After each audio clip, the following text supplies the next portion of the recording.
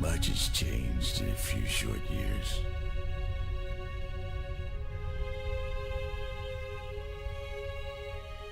The millennium of peace and prosperity is over.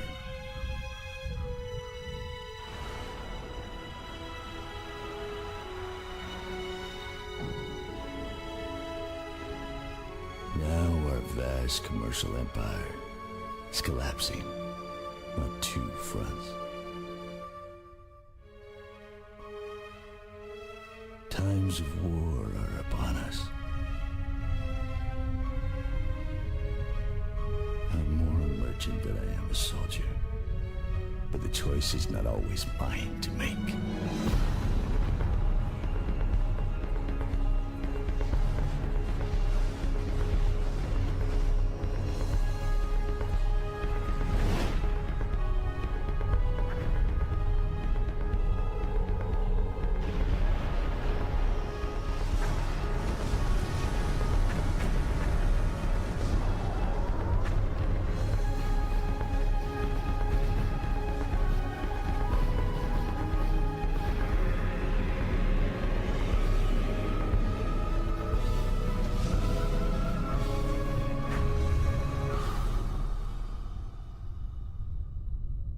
We survive for now, but I fear the sins of our past have damned us to extinction.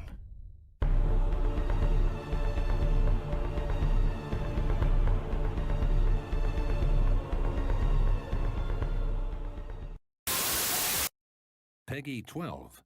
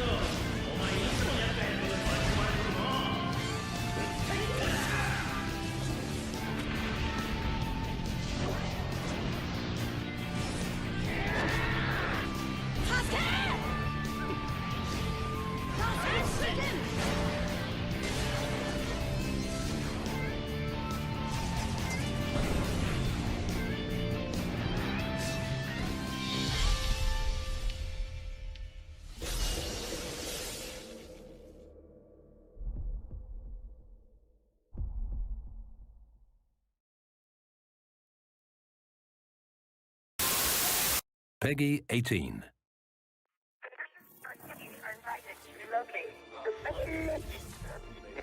By volunteering for complete eradication remains paramount to the safety of our forthcoming worldwide unification can build a better tomorrow. More gene therapy clinics opening throughout the world. Thousands of refugees continue to migrate into the city centers. As we welcome these new inhabitants to our cities, we are thankful to the Advent administration for their continued compassion and Reports of rebel activity at the gene therapy clinic in Paris.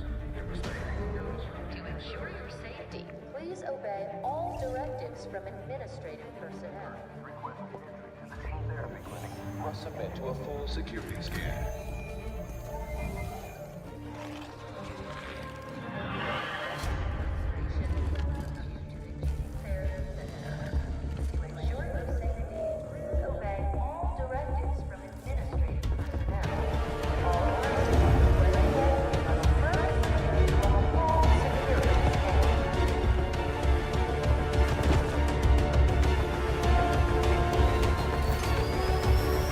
Future begins with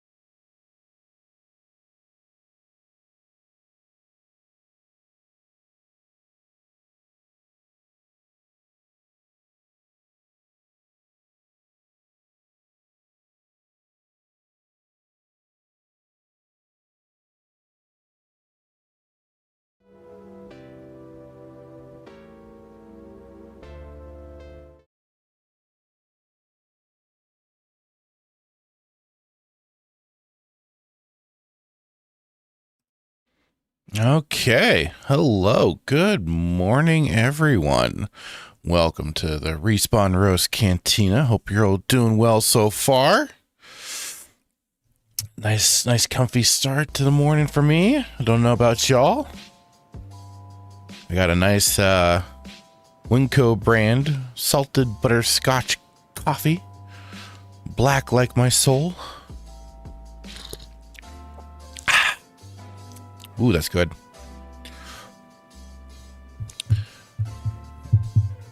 Yeah, here we are. Good old, oh boy.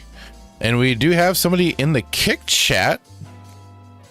Battery at 1 with the excited emoji. Hello, welcome. And not shortly after, we've got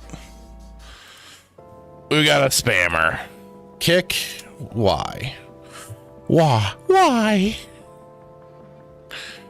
So let me just head over there and just kind of stamp that out really quick there. I don't like doing this, but you gots to go. Get him out of here. All right. Well, again, I hope you're all doing well so far. I was trying to think of what I wanted to do this week in terms of, topics and everything like that. And I was like, oh yeah, you know what? I skipped over it last week because it was just the fact that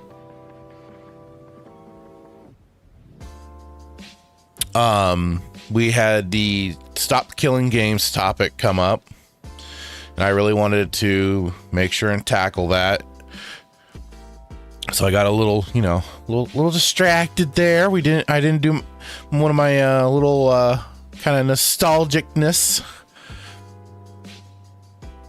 Oh, where am I hearing myself again? Hang on. Oh, it must be Kick. There we go. All right. So first, let me take a look at this. I'll bring this on up. We had the reason why I also bring it up too is that since there were some games that released today.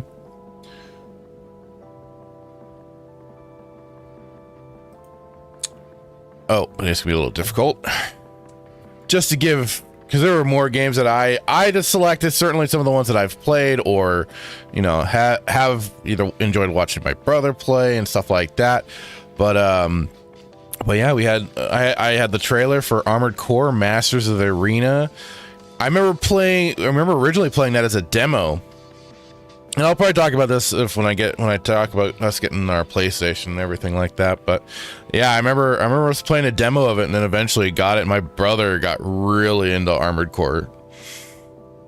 The main thing I liked doing was, especially when we found stuff on GameFAQs here, was that you could recreate the mobile suits from Gundam, and there were the Gundam Wing models. The mechs themselves were trash, but it looked cool. You could almost do what you could to recreate them in the game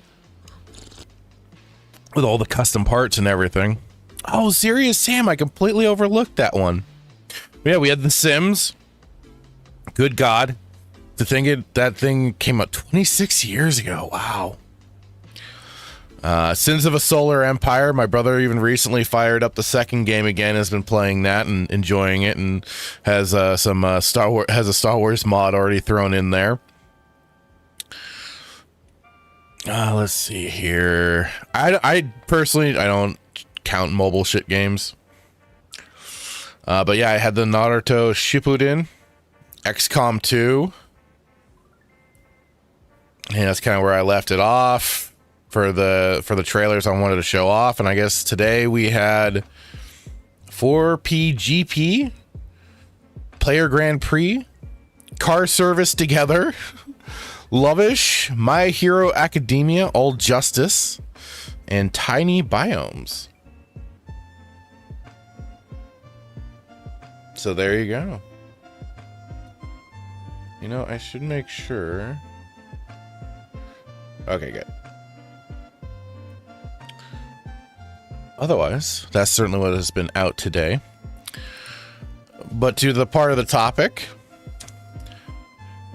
I'm trying to think now. Let me look it up here. I probably could have just kept the web browser up, but Nintendo 64 release date. And man, I remember us all discussing this. I was probably in middle school at the time. Yeah, 96, middle school. Hanging out with friends, either like before class started, after class started, discussing what was to come for the Nintendo 64, already hearing all the different little things about it. And even like the, oh God, I forgot what the attachment was called. But we were hearing hearing about stuff like that. Okay, so June 23rd, 1996. Good God, y'all. Now the question becomes is when certain games were already out, because now this was different for me, because again, this was like we were starting to see more gaming magazines and stuff like that, and certainly being able to get to them. Let's see, release date for that one, but like it was all the talk. Okay, so we didn't get it till So this was the thing, and I remember we went to the mall, and like I know we were looking forward to getting it and wanting to get it because of seeing things like Mario 64 and everything. And let's face it, for us as kids, like that was kind of the thing. That was quite the thing to see what they were going to be starting to go into in terms of graphics, because like I wasn't too versed at this time in PC gaming, so I hadn't already seen some of the stuff they've been doing at the PC side. Yes, I've seen arcades and everything, but home console just felt like a whole other beast. So seeing home console, the games getting to such a point with their graphics and everything, really felt like a big change. All right. But anyway, so like I said, the excitement was there. But it's kind of interesting now looking at this and realizing this one we did end up picking it up. Because if that was June 23rd, 96, let's see, America release. So September 96 was when it came to the stores in the US. And this was the thing that I remember most when we went to the mall. And I want to say it was a KB Toys. Yeah, I want to say it was a KB Toys that happened to be selling the console, and we went in. Okay, so when we went and got our Nintendo 64, it was not bundled. It was not bundled with Mario Kart, or not Mario Kart.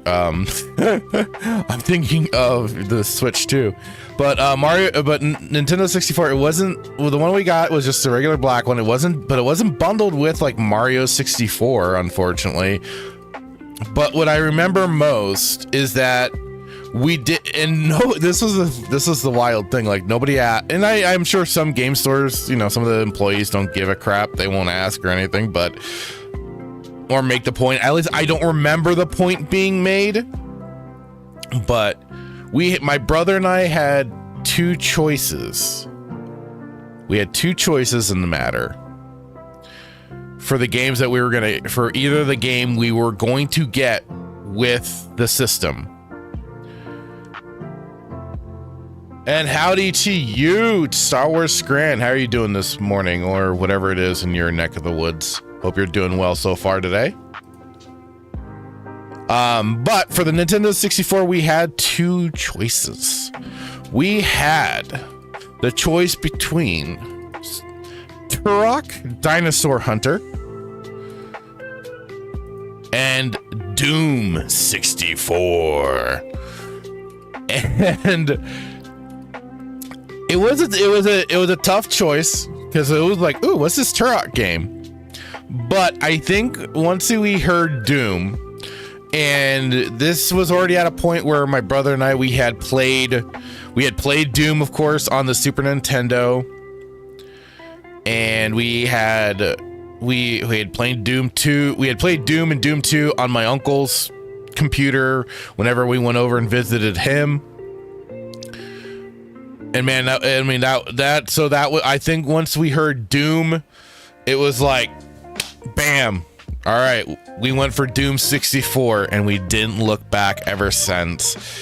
That was the first game I got with the N64, and man, it was a trip because it was I mean, in a funny way, it was such a departure from what we knew with Doom, especially like E1 M1, you know, that rockin' theme already kicking you off, while Doom 64 started off with very subtle ambient music almost, but it's there and it gets you going. And it had a much darker palette. The monsters, the demons looked all different, redesigned, but still the same. You could tell still what they were. And man, like I said, what a trip. And that was just like the beginning for us of getting into the whole Nintendo 64. And like, okay, so I probably misremembered some of the timelines.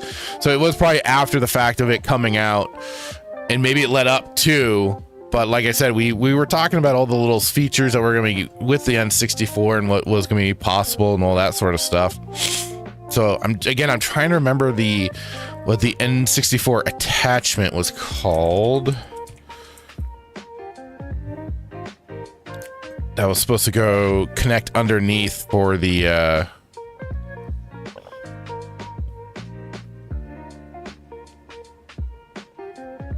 I can't remember right now. I'm having let's see, it was maybe like a dock or something. That's not it either. It's not really. I'm just completely forgetting what it was, but let's see. Star Wars Screen here says we had the N64. I prefer Turok to Doom. I understand that. I do. But you know, I mean, I think both games are fantastic. I still love Doom 64, and especially now that it's on PC and there's brutal Doom 64, which is friggin' awesome. Just levels up everything.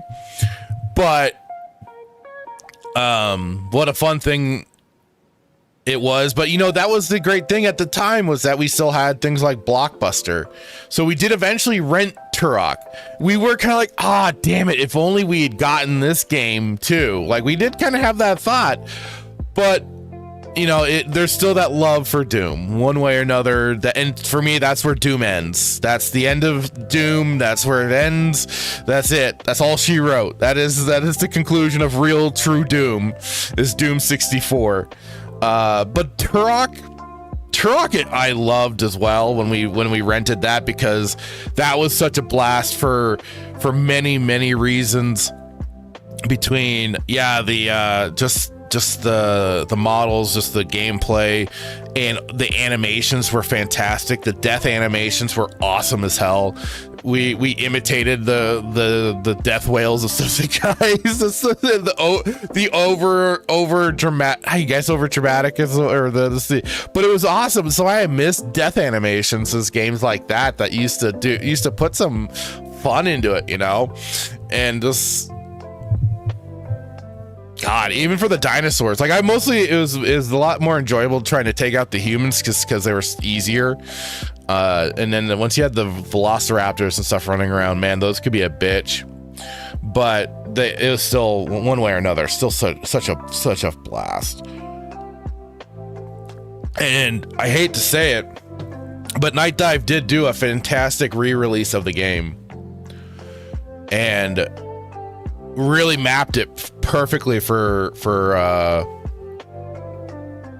PC controls, which I think it was originally a PC game. Let me look.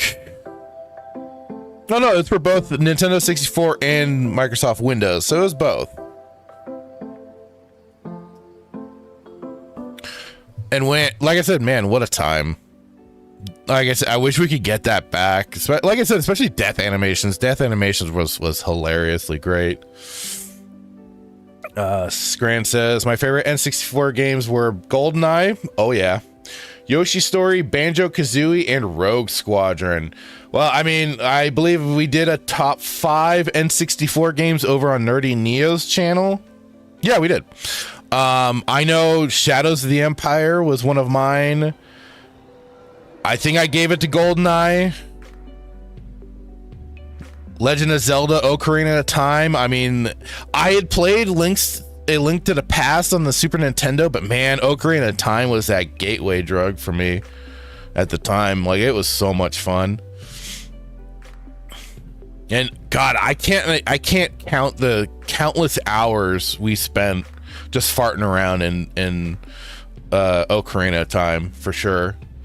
But Banjo-Kazooie, I didn't quite get into for some reason. Like, I remember playing a bit of it, but then like it was once Conker's Bad Fur Day came along, we played the hell out of that, especially the multiplayer.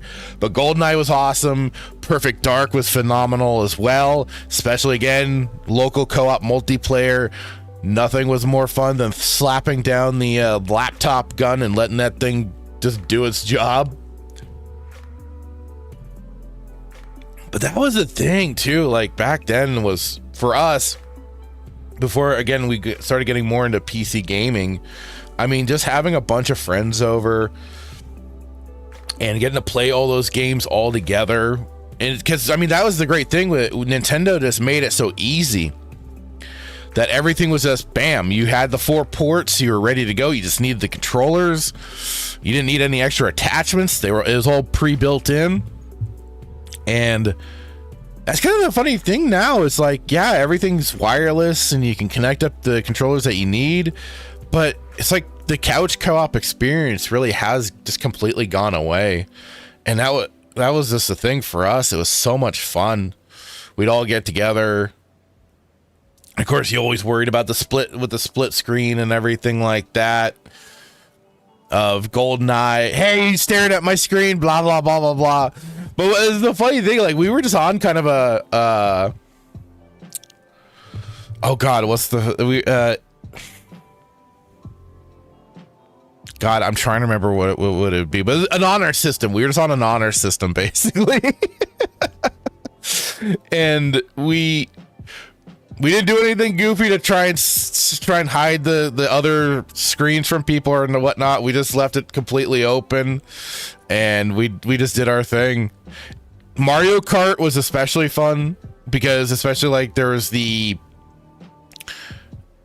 battle mode or whatever, and you had the 4 bases, and we'd all take a battle, like, or a base basically. We set up defenses, and then you know, you just kind of be putzing about, and then it was like a matter of time until somebody fired the first shot. Oh, the ridiculousness. The way we used to create our own kind of fun in games was something else too. Like, you didn't have to worry about it. You weren't worrying about achievements or anything like that. We were just creating our own goofy, stupid fun. Diddy Kong Racing was a blast. Challenging, but fun. My brother really got into that one as well, and I think he like ended up unlocking a lot of crap for that game, because I was like, there's extra like sections to levels that you'd unlock and earn everything. So, man, crazy. Hey, Hassan, how's it going? Ahoy hoy. Hassan says, my N64 picks are also Yoshi's Story, my first N64 game as a tiny person, GoldenEye, Banjo-Kazooie, Ocarina of Time, and Pokemon Snap. Bro, Pokemon Snap was a trip. Pokemon Snap and Pokemon Stadium was certainly for me, and probably others for us, for my fellow millennials, was such a jump for us, because like, yeah, we enjoyed the Game Boy game for Pokemon Red and Blue, and then boom, N64. We've got 3D Pokemon. We've got it. It's like, let's freaking go. But then, like, it was after those games and everything, like, for a mainline Pokemon game, it went back to still being on Game Boy and everything. And to me, I felt like that was such a missed opportunity to kick it off onto the bigger stage of 3D. But by the time it hit for Pokemon, for me, at least, it was too little too late. And I had already kind of been out of this genre for a long time.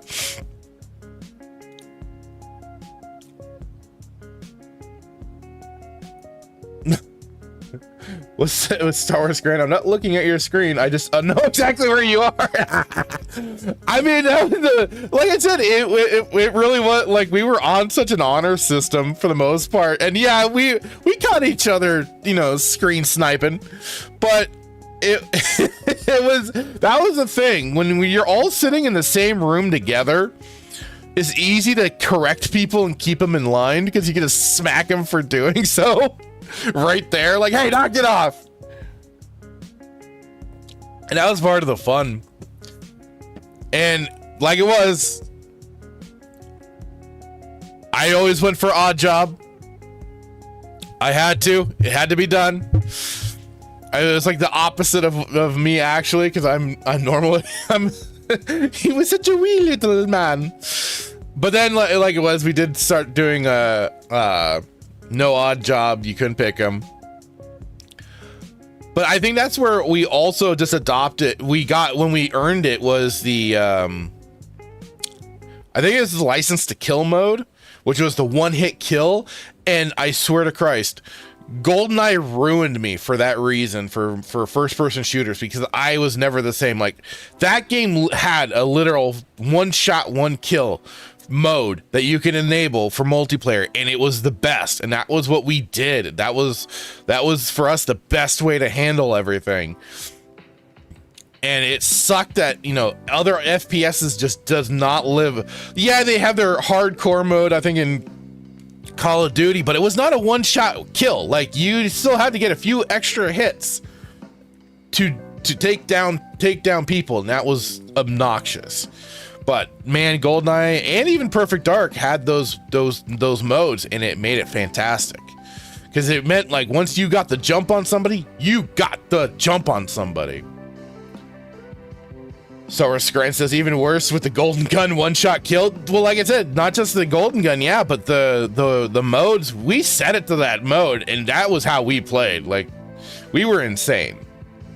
Maybe, I don't know, but that was just like our preferred way of doing it. Dan Blackred, good morning, sir. How are you doing today? Oh, God. Dan Blackred says, my favorite part of GoldenEye was starting out the level inside the air vent. It's such a safe environment. Nobody could ever expect to be harmed once inside a vent like that. That would be madness. Yes, a vent could be a bit of a safe space. If you were on... No, actually, it could be the worst place sometimes because you had nowhere to run. So if you were on like facility and you ran into the vent and somebody had a proximity mine in there, bam, you were gone. Or right outside any of the air vents, you threw down a proximity mine. That was it. So still not always the safest space. Scran says, yeah, I like the main area before you would pick a race. You could just fly around or drive or whatever. Felt pure open world at the time. It was kind of those early experimentations, I think. Yeah. The little hub world that you got to this kind of, because there was even extra stuff to do in those hub worlds, in the whole hub world, that you could go and collect, I think, extra balloons and stuff like that. And do, I think, stuff for the big elephant genie guy. Hassan says, the closest we got to a proper Pokemon game on N64 was Pokemon Stadium, I think. Yeah, it was, basically. I think there was a slight... I don't remember there being a big, like, story mode to it, though. There might have been. It's just been forever since I've gone into that. I just remember the whole idea too that if you had with the attachment, you could play, or it was already cooked in. I think either or, but you could play, play the original Pokemon through there if I remember correctly. That, or I'm thinking of the Super Game Boy. I could be mixing things up.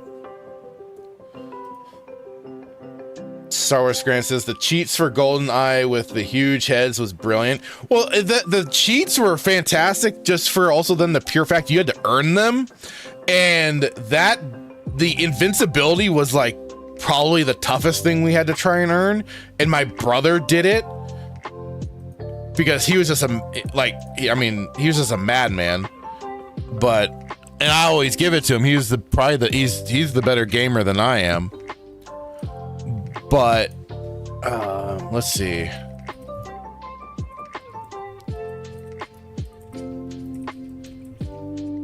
You had to beat the facility in like a minute 20. No, 2 minutes. 2 minutes and 5 seconds. In less than. On 00 agent difficulty. So you had to do it on the hardest difficulty to earn invincibility. And my brother, dude, like that was the insane thing. Like he kept at it and ended up earning that. We were like, holy crap. Here you go, King. You have earned your crown. And that was at least a cool thing. Like they had cheat codes, but you had to earn the cheat codes too. So it wasn't just like handed to you or anything.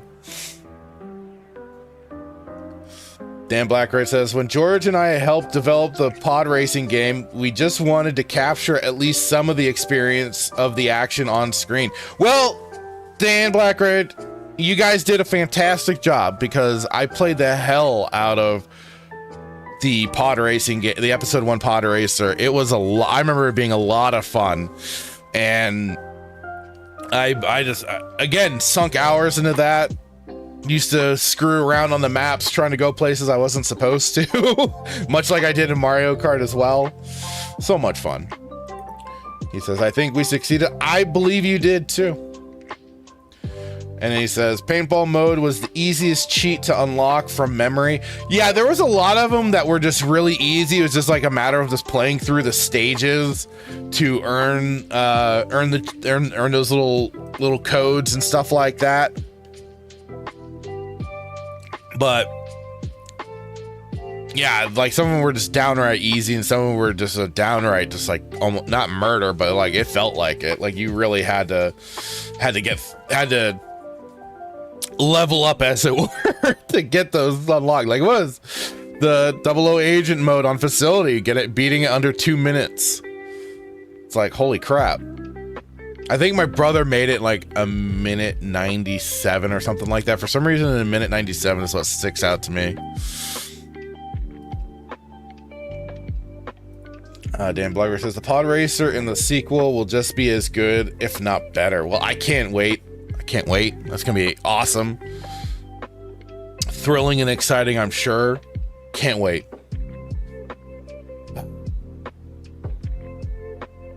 But yeah, for any of you, any other favorite Nintendo 64 memories at all there?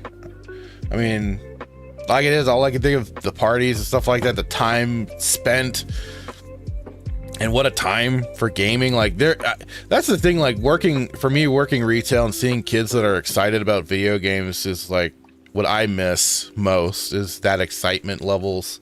Because I just don't feel, I mean, I still love gaming as a whole, but like it is, remembering this sort of stuff, the way we used to get into it, get to playing, and it reminds me of that love and passion that was certainly the excitement and fun of playing video games back in the day. I remember even for GoldenEye, I remember hanging out in a Blockbuster because I wanted to rent it so bad.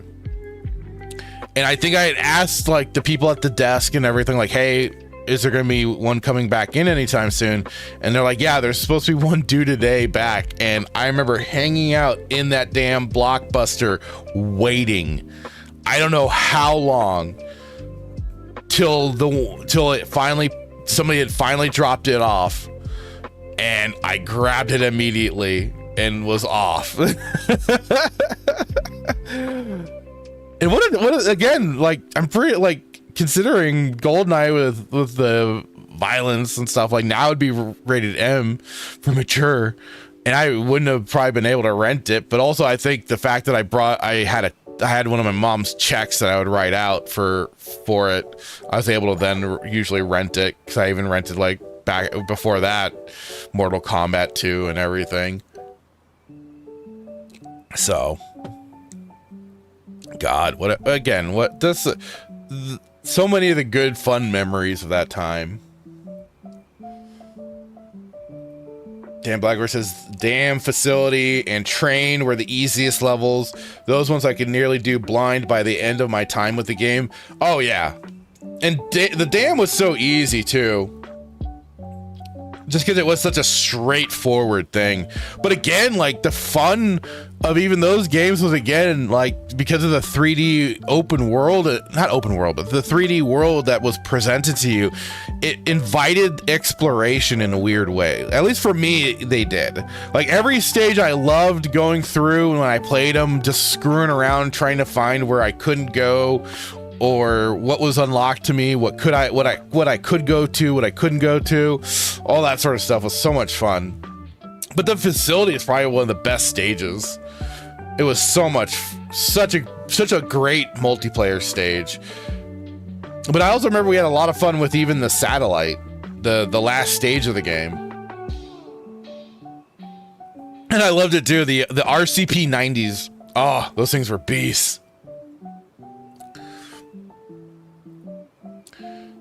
Dan Blacker says, be interesting to see how I would go now with muscle memory. I've fired it up, and I have like a USB N64 controller to be able to still jump in and play around and stuff like that. It's funny, like, like, I still remember the way I used to play and stuff like that, and how I would navigate the stages every so often. Some of it I'm still a little rusty on. I'm still a little rusty here and there, but for the most part, like, I was playing through the facility especially.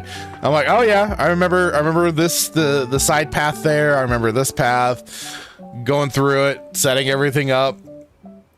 So it's a blast still. Son says, I have fond memories rolling around in the tank. Yeah. Oh God, what stage was that with the tank? Because that was so much fun, just rolling around in that tank. Streets, that's right, the streets. Because then you just be running over everyone in the tank, just rolling them completely. You'd hear the freaking squishy sound that they would make too. Oh God, it was so much fun.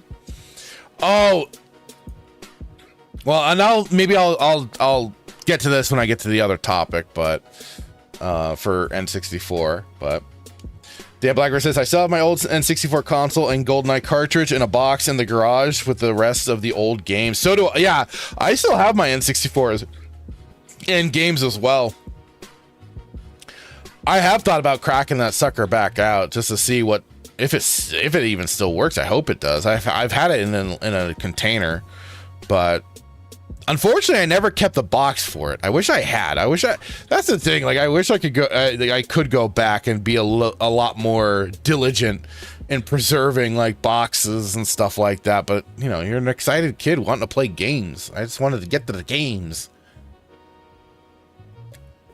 So unfortunately, I did not keep very good condition of the boxes. I know we tried occasionally, but it just did not work out. Yeah, Tank was after the Archives. Yeah, Archives was a blast as well, because that also had the secret passageway before you go into the library. So you go up the stairs, go to that far end door, and I think it's to your left. You know, be able to open the secret passage, go in through there, and if you're playing multiplayer, you could sometimes get the jump on other players. And there might have been another little secret entrance, I forget. But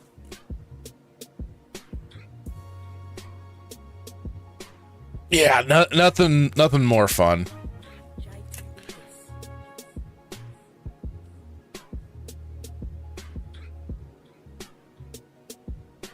Okay, well, before I jump into the big last topic, I do have one other thing I want to take a look at, but let's see here. Hassan says, I still have my N64 box, but sadly no N64. No! How do you have the box but not the console itself? Did it just die out eventually? Like I said, I need to test mine and see if mine still works. I still have my original Nintendo, Super Nintendo as well, but it's like yellowed over, and I since we were able to get basically the one my grandparents had, so I still technically have a Super Nintendo as well. I eventually got a replacement Nintendo original system off of a website called Lukey Games, so at least then it was like all repaired and ready to go and all that sort of stuff. I've thought of trying to look for like an N64 in box and stuff like that, just to actually have it and stuff. But let's get into this little topic here. Oh, okay. Son says, thrown out by my parents at some point in my teenage years. Gotcha. That's unfortunate. What a shame. Okay. Right. Dan Blackbird says, I didn't have that many games for 64 besides GoldenEye. Mainly just played Ocarina, Racer, Smash Bros. Yes. Donkey Kong and Mario Kart. I'm trying to think, like, my original collection of games, because yeah, I mean, we, like, it was at the time, we were able to rent so many, so a lot of it was renting games. And GoldenEye, Perfect Dark, Smash Brothers, and Smash Brothers was a blast. I love that game. Pikachu, I swear to Christ, was a broken character. But yeah, Ocarina of Time, Majora's Mask, Mario Kart. Oh, I'm trying to think of any others. I don't know if we got Star Fox 64, but I also remember you had to get the adapter for Perfect Dark and stuff to be able to, I think, play like a lot of the extra stages because it required the extra RAM boost or whatever. What was that? N64, was it?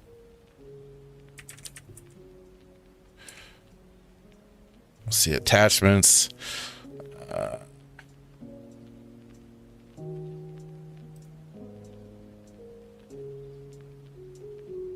Yeah, okay, just the expansion pack for the N64, so you could get through the other levels and stuff like that. Dan Blackray says, I put more energy into my PS1 collection. We definitely did too once we got the PS1. I think we started getting more games for the PlayStation 1 than we did for the N64. It says, Lilac Wars was great too, or Star Fox 64 in the US. Oh, okay. Yeah, the Rumble pack as well, but there's the expansion pack to expand the memory of the N64. And required to play a game, so Donkey Kong 64, Majora's Mask, and Perfect Dark. And then the expansion pack will enhance graphics and play quality of these games, but it's not required to play, but it then has a collection of games that it would expand on the memory and quality of the other games. Oh, Resident Evil 2 was one of them that would make look better. Episode 1 Racer. Vigilante 8. Yeah. Although Vigilante 8 and Vigilante 8 Second Offense, I remember mostly playing on the PlayStation because you could swap out when you'd go into a round, you could swap out the disc and put in some music. Put in a music CD or something. That was always fun.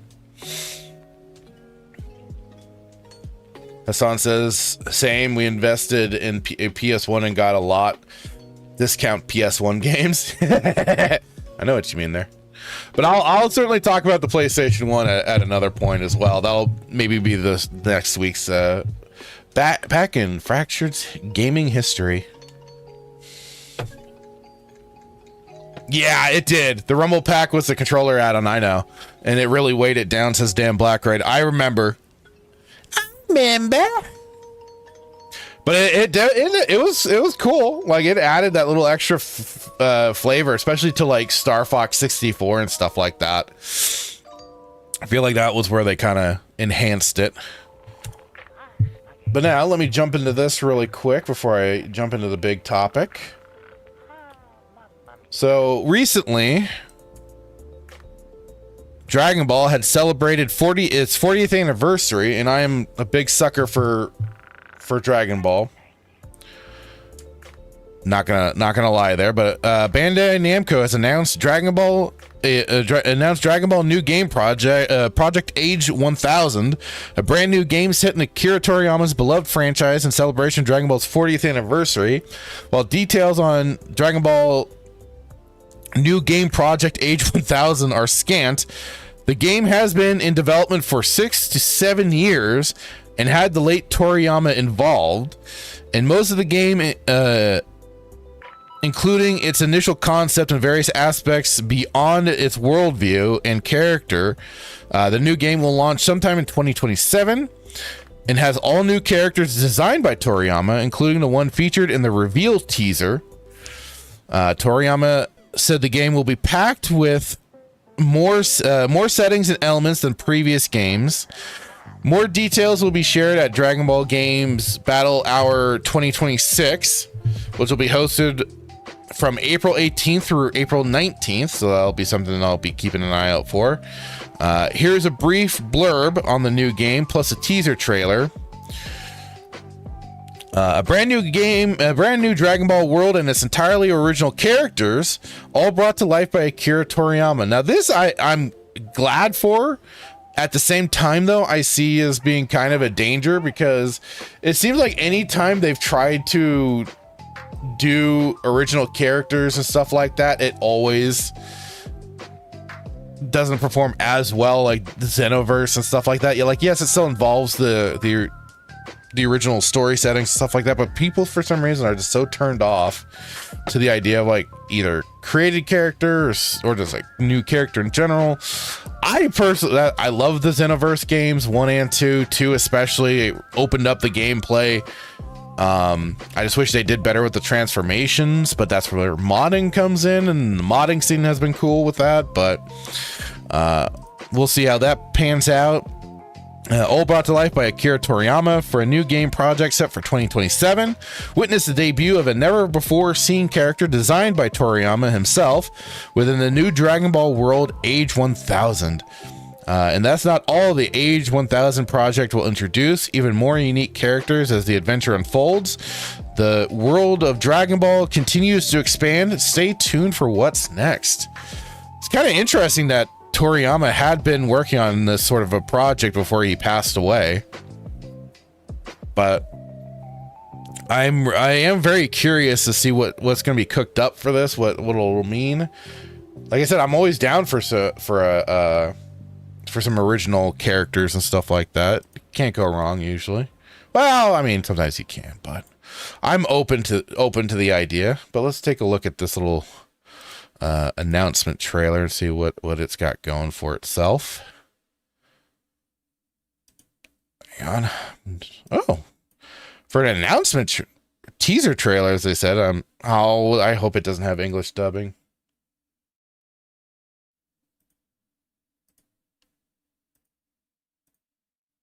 This is on Bandai Namco Entertainment of America. We'll see. I'll even turn on subtitles just so people... Oh, never mind. It won't automatically... Never mind.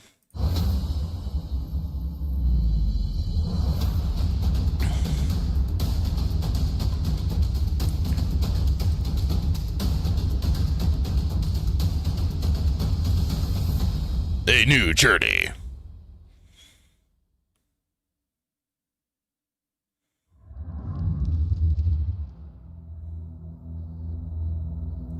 I'm not gonna lie, Toriyama's later character designs and stuff like that, I've never been a big fan of, because they've kind of lost a lot of the masculinity in his designs. They've gotten a lot like more thin and everything. The like peak artwork for it was probably between the Frieza art, the Namek saga, and probably somewhere in with the Boo saga. Like there was just some great the characters looked phenomenal, and you still can't beat the original Future Trunks design. But like after that, like he eventually started kind of making characters look a lot more slimmer and kind of a little more not chibi style, but definitely just kind of took on a different form. And I mean, I get it, like artwork, an artist will evolve their artwork and stuff like that. I just didn't like the direction that it kind of took, and that's kind of what I'm seeing a little bit.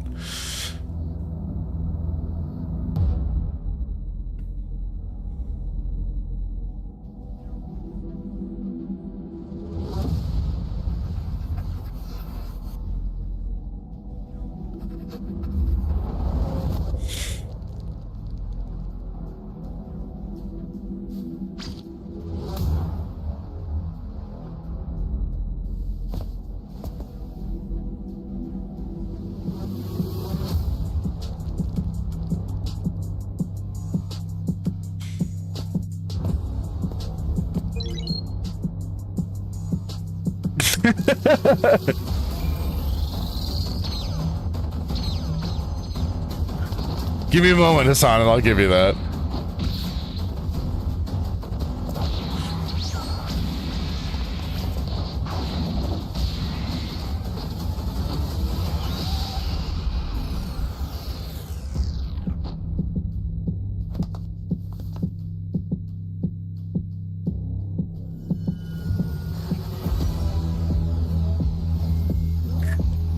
I have to figure they're still gonna find a way to involve like past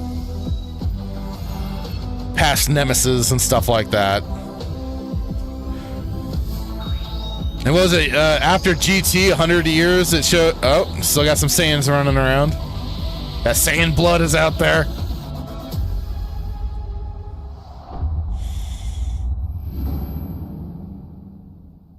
$2027. So next time on Dragon Ball Z, we got Age 1000 in the works.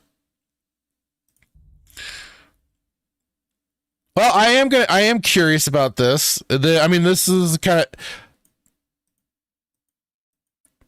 like even with at the end of Dragon Ball GT was what 100 years, and we had a descendant that looked exactly like Goku and Vegeta. So I imagine we're gonna have some characters that might be resembling some of the OG cast here or there. I wouldn't be surprised. But with Toriyama being he was getting so involved in a lot of projects for Dragon Ball at the end there. Between Daima and now hearing about this, it's like, holy crap, he was really just really putting himself out there and wanting to do more with the franchise after he just kind of was settled with it for a while. But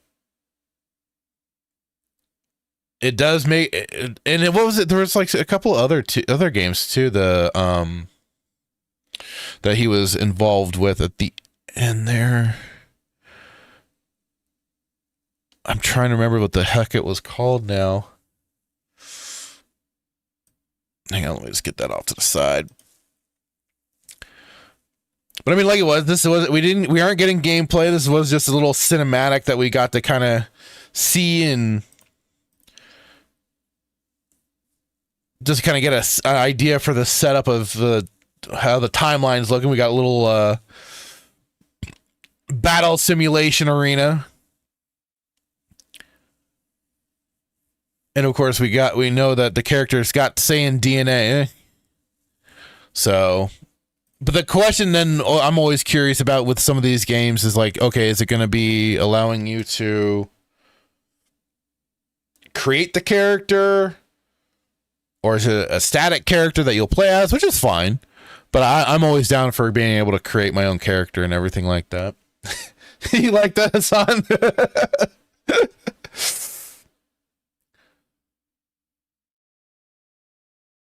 Dan Blackberry says, we will be getting many more tracksuit options for Gohan. No! And Dan Blackberry says, Hit was the last great character created in the timeline. he's an interesting one, especially for his whole time dilation powers and stuff like that. But again, I am going to be curious what this sort of game is. I mean, they've done so many. I mean, Dragon Ball has fit into so many different genres of games too. Like they've had RPGs, they have their action adventure games, fighting games, of course. I'm just gonna be kind of curious what this one will be. I mean, they've had an MMORPG, which is still being emulated to this day. There are servers you can go and check out. That was certainly set into a distant future situation, but then you could do time travel back to the past to check out those different missions and everything like that. That was cool. But otherwise, yeah. So it'll be curious. I'll be curious to see. And then in the MMO, you had to get the Dragon Balls to be able to turn Super Saiyan or unlock whatever special power for the kind of race you picked, because there was humans, Namekians, and the Majins you could pick. The Majin, like Majin Buu, basically.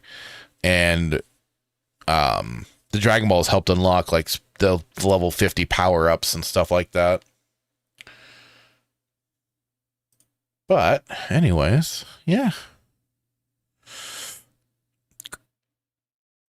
Like I say, it'll be interesting to see what that's going to be all about.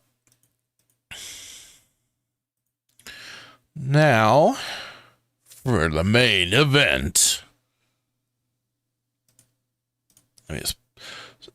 So first, I kind of went digging around really quick just to have for an article, because I was kind of curious. Oops, I forgot to post that. But I did originally see this in the Melee Games Discord.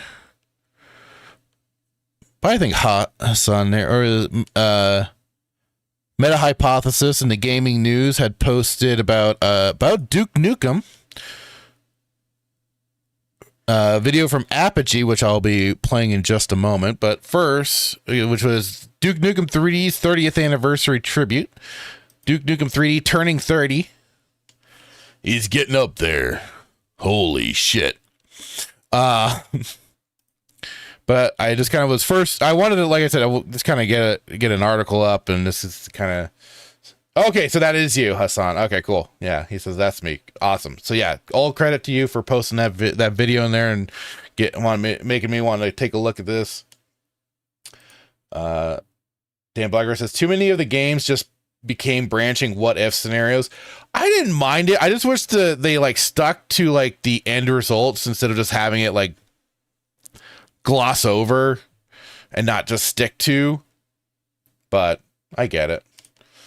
And it says, I prefer those old 2D fighting games for DBZ. The ones on like the Super Nintendo and stuff like that. I'm trying to remember the titles for them, because some of them were wild. But those were always fun. Dragon Ball Age 1000 will be a kart racing game. No! All right. So yeah, Duke Nukem 3D turns 30 years old. Brought swaggering FPS action to real-world environments. 96 release broke the Doom clone mold while adding humor and personality. With Duke, you played a character, not just a game. 3D version came after 2D platformers, which I didn't know about till well after the fact. And this is the thing, my first introduction really with Duke Nukem mainly came from the N64 version. So that is also why I decided to talk about getting the Nintendo 64. Because it kind of fit into this whole thing, because on the N64 is where I first played Duke Nukem 3D. It was a censored version, of course, for the most part, especially for like the scantily clad women and everything. That was all censored. I didn't know initially, but man, the multiplayer was also a lot of fun for it. Especially when you use like the shrinking gun on people and squish them. And then we used to again screw around with the cheat codes. in the cheats in general, and like turn people immortal, squish them indoors, and make a whole string of it. But that was kind of my first real experience with it. But yeah, and this is the funny thing. I was just a day before this, because it says one of the most important games in PC gaming history turned 30 on Thursday. On January 29th, 1996, 3D Realms introduced its 2D platformer star to the 3D FPS world on PCs. However, Duke Nukem 3D did much more than add another dimension to the series. It broke the new era of 3D FPS gaming out of a Doom clone rut. It did so with multitude of seasonings, interactive and destructible environments, real-world settings, 90s pop culture and satire, and plenty of Duke-branded humor. Like I did the Respawn Roast Cantina last week, just a day before this. If only it fell on the same day. But yeah, here we have a tweet from Scott Miller, Apogee 3D Realms founder. For an old, it looks like a map setup. But now mainly, I would go through this, but we do have a video, like I said, thanks to Hassan there. And we're going to take a look at this before we get into even playing the game today. But I wanted to take a look at this and see what it's... I checked out a little bit of it, and that's why I was like, you know what, let's go for it. Because this should be fun. Going back to the days of the beginning of Duke Nukem.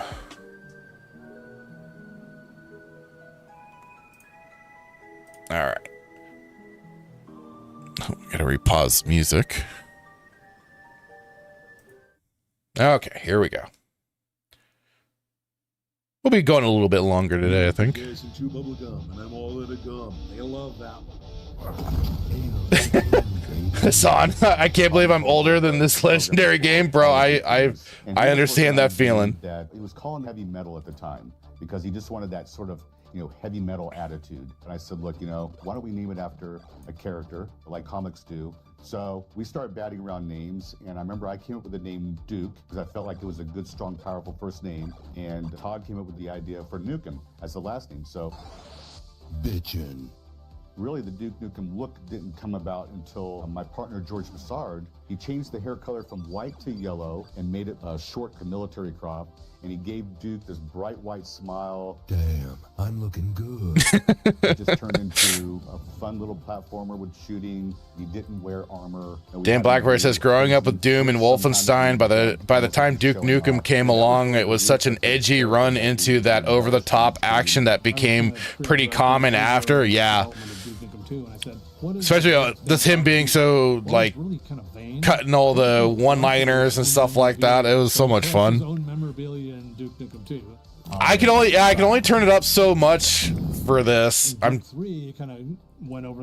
appreciate it. I'll try. Hang on. Let me try and boost the volume.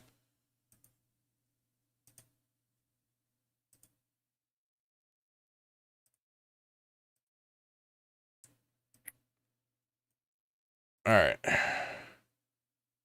Well, I'm glad my voice is doing good. Duke in 3D. The initial version. Tell me if that's a little better, and I'll adjust the gain. A bunch of levels. It just wasn't turning out fun. Kill me. At one point, like I was watching the Duke team members work on the game till 5 p.m., say we are done with work, and then play Doom together. I just like. So was that any better? I just want to make sure before I go too far into this. And thank you for catching that now. But yeah, he was saying that the game was not fun initially, and then people were going and playing Doom. Which I probably would have been the same way. All right, let's go and play some Doom.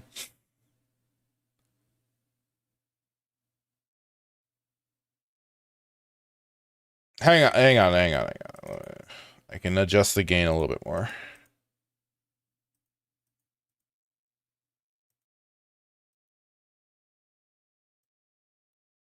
So the only problem with some of these is that it does get a little low. All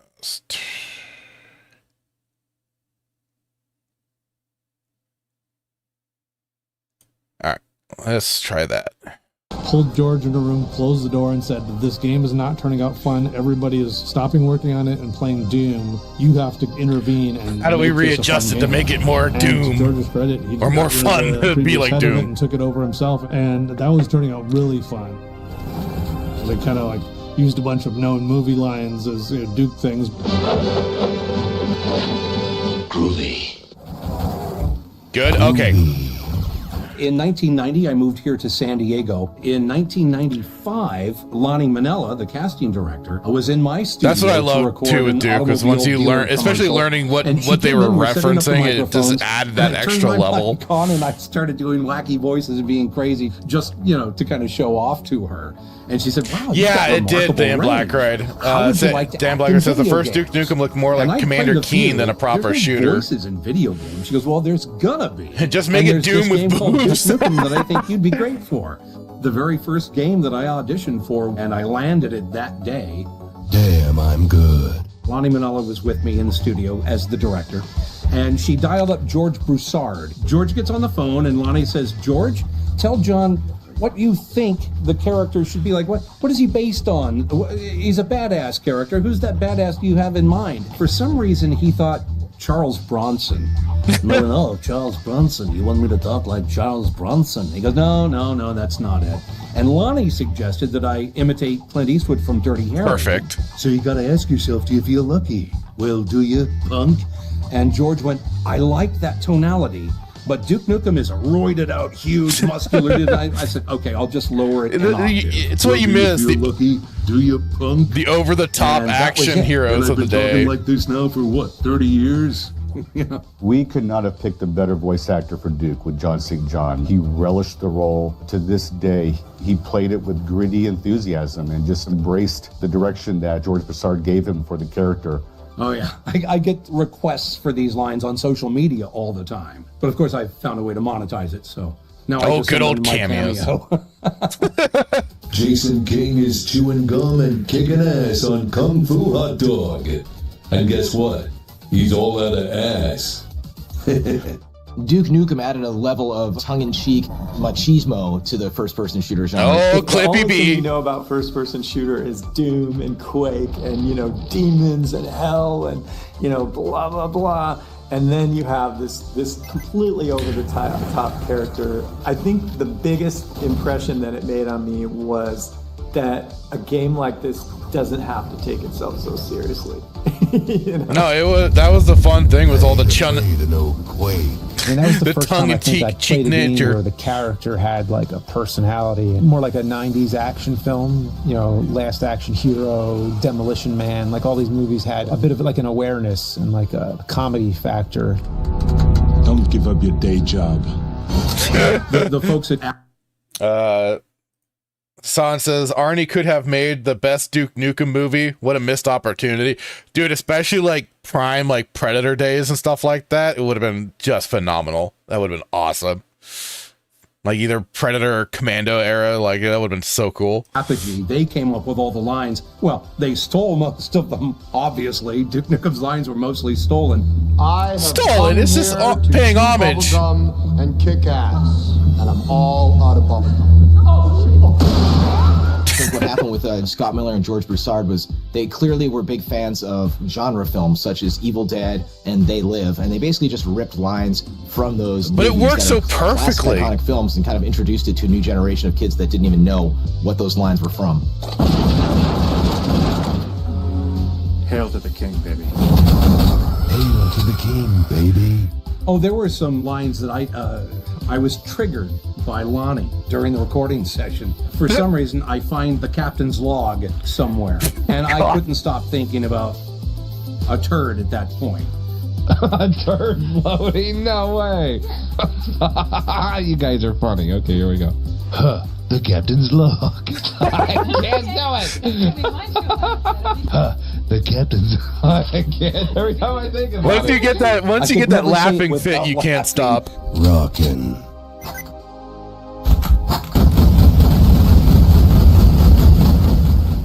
He put together a demo for the build engine. Oh, you gotta love in it. a very short amount of time, and it was just like very impressive.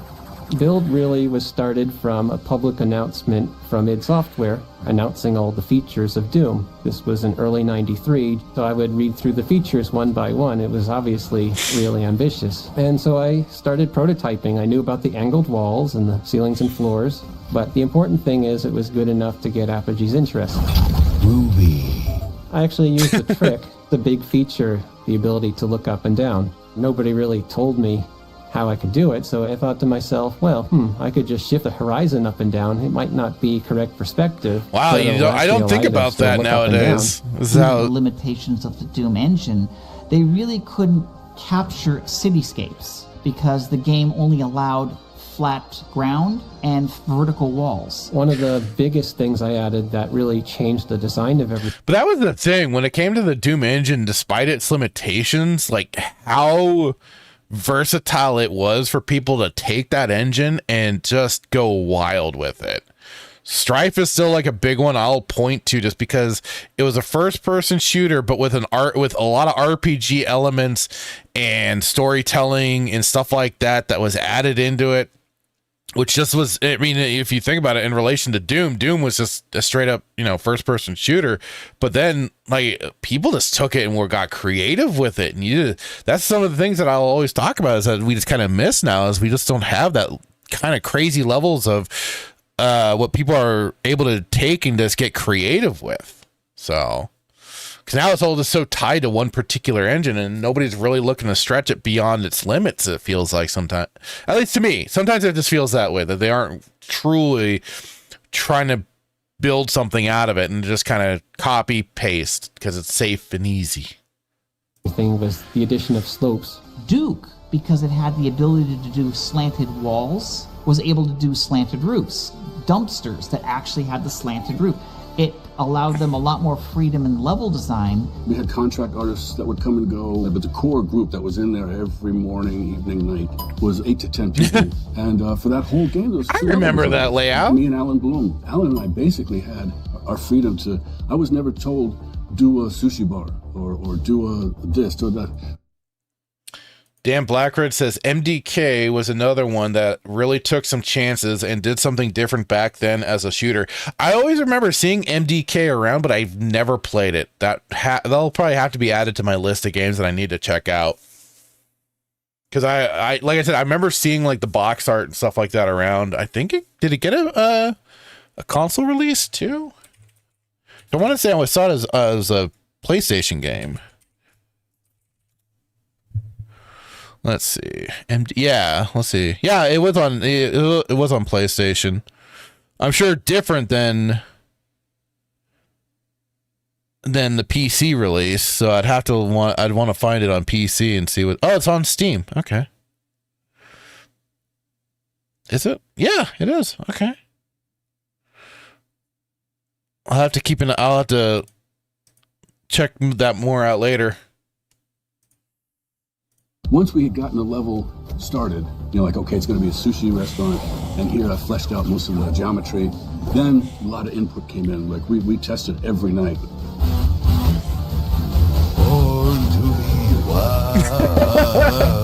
The Abyss. I never found the karaoke. There's an earthquake halfway through where stuff comes down and everything. The Abyss is a big hallway that goes like this and then changes when everything comes down. Hollywood Holocaust, the opening map. You had memorable locations. The I still love that map. You could discover the secret behind it and so on. Arcade games in there that you could play. Don't have time to play with myself. It wasn't a big map, but it just set the stage for the entire experience and get the game off on the right foot. With Duke 3D, their environmental design with interactive environments was so important to the PS games. They raised the bar when they did that. That's one doomed Space Marine.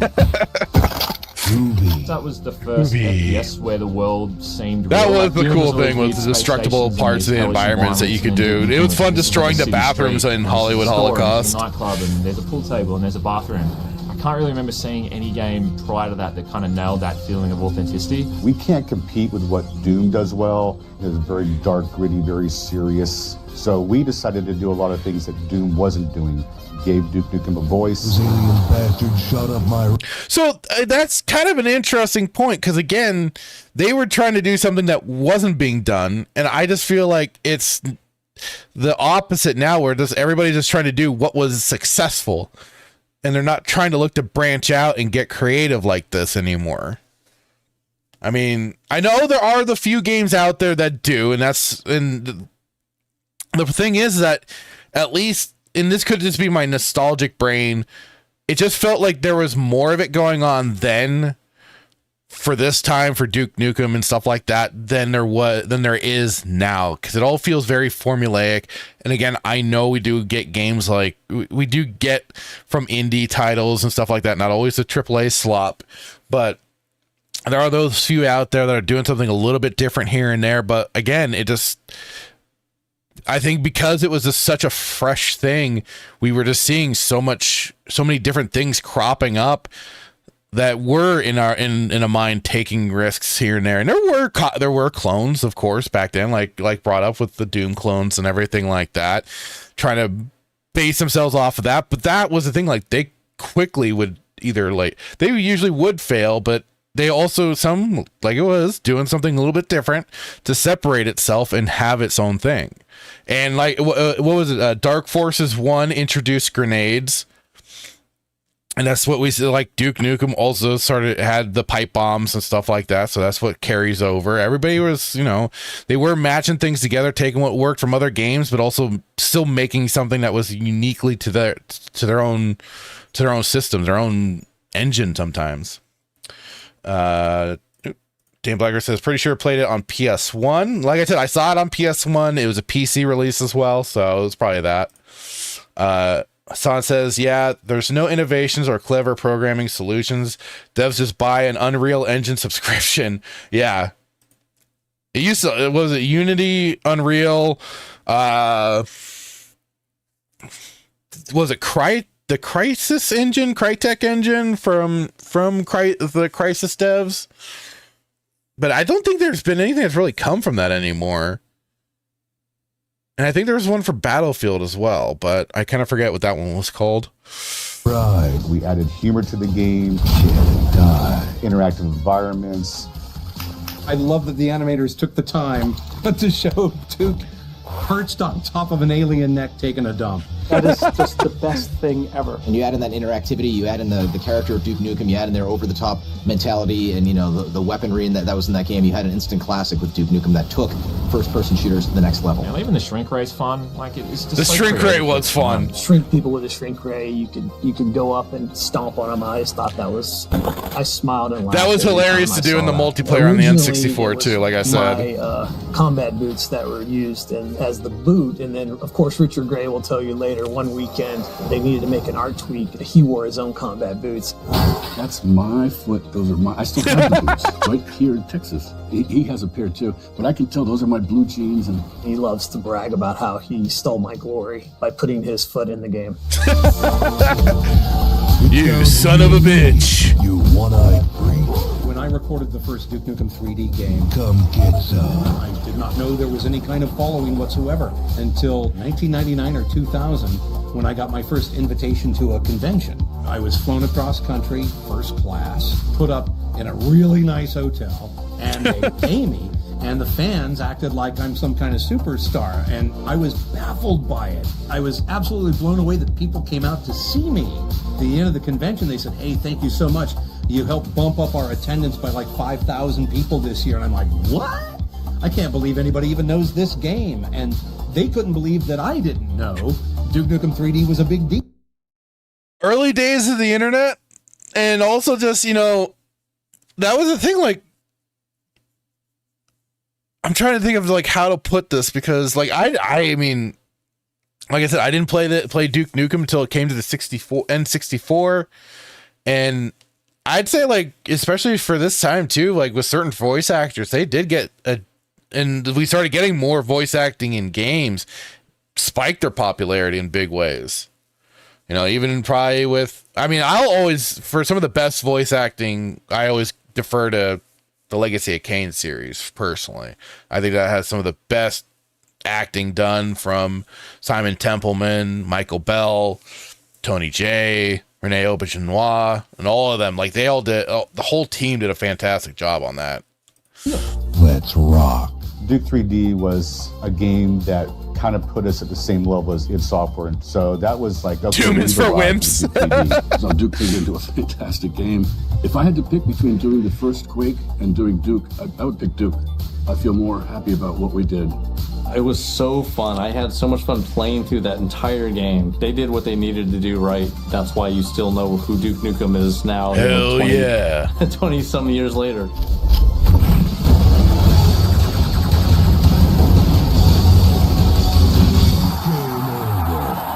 Wait, how did Duke Nukem and I share very few commonalities, except that we both like bubblegum. Other than that, we're nothing alike. The question is, do you have bubblegum? Oh, damn. And I'm all out of gum. Okay. How do you do this though and not include the fact that Megadeth also did either a cover or did the theme song for Duke Nukem? Like, how do you not include that? Like, that is the most badass theme song on top of it. Like, I would have had to have that included in this. Come on. Oh, what a time. What a time. Duke Nukem 3D. Still hail to the king, baby. Still the best. Hey, Sparta Chris over on the Rumble side. How you doing, sir? He says, yes. But what about the plight of LGBT and minority people that wanted to live non-conforming alternative lifestyles? How did they see themselves in these games and how they helped the gaming? Well, they had to sit down and stay in their zone and know that we were ruling the roost. And people just enjoyed the damn games. I mean, like we got nitpicky with games, but we could get picky with games, but we were having way more fun back then. Dan Blackbird says Metal Gear Solid is always hard to beat for voice cast. True, another solid set cast for that game for sure. Especially I mean they did great. 1 through 4, fantastic as well, but. I don't know, just to me, just for the story and stuff like that, Legacy of Kain is just always so dear. Even though I love Metal Gear, I do, but yeah. Dan Blackbird says, any of the games without a 5 in the title. Exactly. Oh, wait, yeah, Legacy of Kain, Soul Reaver 2, and Defiance. And we don't, 4 games, so, as well. So, yeah, as long as you don't get that 5th in the title, you're solid. Anytime you try and involve 5 games, you run into some iffy territory there. Hassan says it was a more civilized age for gaming back then. Obi-Wan, probably. I mean, I always love taking that. It was before the dark times, before the insert. Just meant for Metal Gear Solid.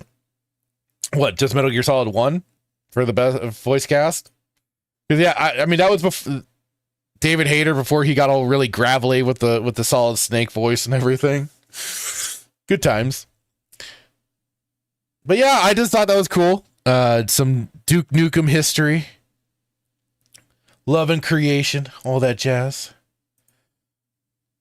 Dan Blackwell says that game doesn't have a great voice cast for Ground Zeroes and the Phantom Pain. Yeah.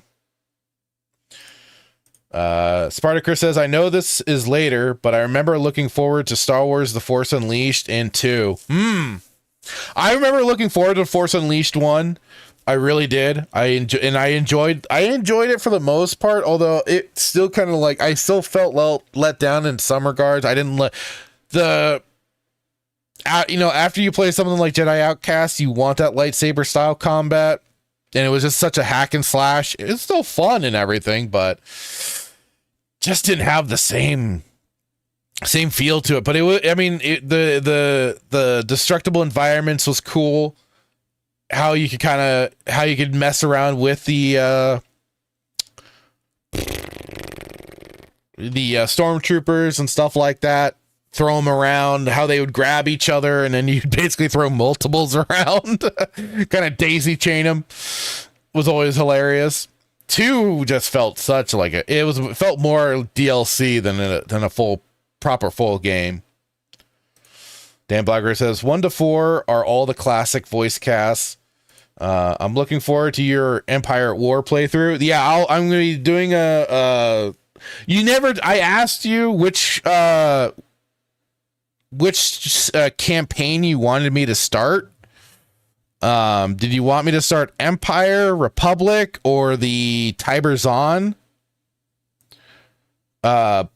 campaigns? It was voted on in the category that I have some. Hang on. All right, hang on. That was actually something I was gonna address. So let me bring that up now that you mention it.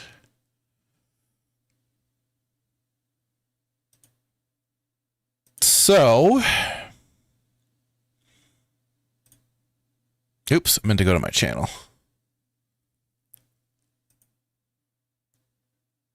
All right. So, speaking of,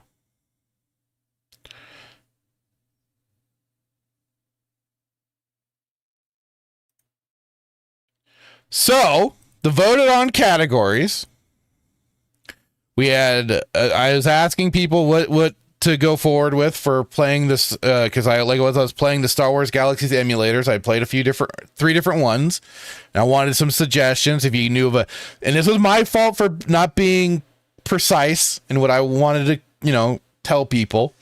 But I should have said, if you had a suggestion for an alternative Star Wars Galaxies server, my bad. But I'm honoring and playing these other games that I will get to. But the winner was of the poll between Star Wars Galaxies Awakening, CUMU, and Legends server. The Legends server did win. It is the victorious one. And after I get through, when I do the play of today of Final Fantasy Tactics and Star Wars, oh God, why am I blanking? Empire at War. I will be jumping into and making the Star Wars Galaxies Legends the main game. Here's what I have the idea for, though, is that to break it up every so often is I will go back and I will revisit the Final Fantasy Tactics, which Meteor Advocate Timon suggested. And I'll be also occasionally going back to Empire at War to this, again, kind of break things up occasionally, to maybe take a break from the Star Wars Galaxies and everything like that, just to kind of, mix it up every now and then.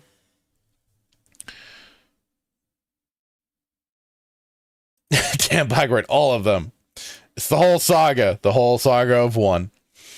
Spartacus says, cliffhanger was such a pain. No resolution because of falling out between the guy running the project and Lucasfilms. Oh, okay. Spartacus also says, you got to start with Empire, then do Rebel Alliance for the feel-good ending. Fair enough. I did start playing it a little bit again just to kind of get my bearings, and I still suck at RTSs. But it's gonna be a shit show. It'll be fun shit show. Dan Blagger says you will be playing all the missions and the expansions. Okay, that's what it is written. Okay, so okay, I'll go with Spartacus' suggestion there. I'll start with the Empire, which I was probably going to do anyways if Dan Blagger didn't suggest something. Then we'll do Rebels, and then we'll jump into eventually the Tiber Zahn storyline. Which again, there you go. Like they were adding in more and different storylines for their games. Spartacus says, not going to do Galactic Battleground. Dude, that's a whole other level of RTS that I don't know if I'm ready for. Like, I have it on GOG, I think, but that one's going to be a little more challenging for me. Like, it's the weirdest thing. Like, I like strategy games and RTSs and even turn-based strategy games like Tactics, but goddamn, am I sometimes just horrible at playing them. Because I always get myself into trouble. I'm either like too defensive when it comes to a real-time strategy game. I'm too defensive. I just want to turtle down and build up my base and then start attacking while then I get zerg rushed and destroyed. But then like real-time strategy game or like when it comes to like Final Fantasy Tactics, like I enjoy them. I can have fun with them.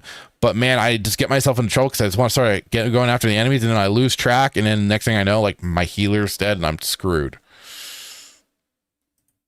Son says I gotta go, but thanks for another good discussion. Fracture Filter, good GG dude, GG chat. Thank you for dropping by, Hassan. Much appreciated. Thank you. Dan Blogger says being precise had nothing to do with it. Your guidelines are meaningless for our choices. Oh boy. Oh boy. Spartacus says, and don't forget Zon Consortium. No, I know. That's definitely in my consideration for sure.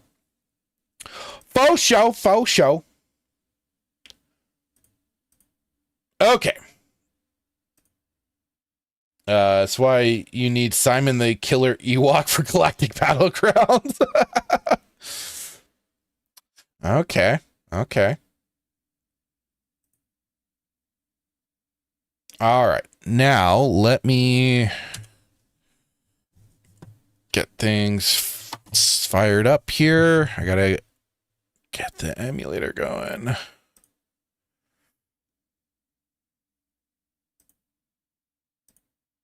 Where are you? I thought I put it to my desktop, but I did not. I have failed.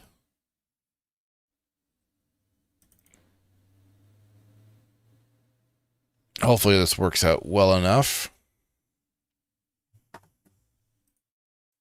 Spartacus says it's a real thing. He's canon to the EU. Simon the Killer Ewok. Okay. Interesting. I was unaware of a killer Ewok. Or does he kill Ewoks?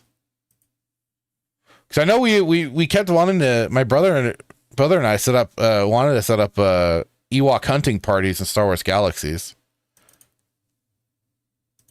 I think we did it at some point.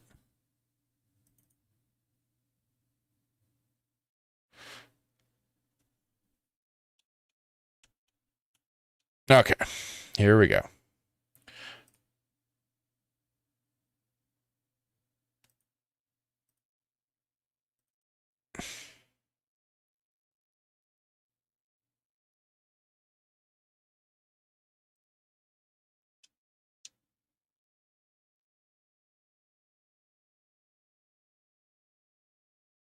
Now, darn it. For some reason, I don't remember turning off the sound. Game settings. Where are you?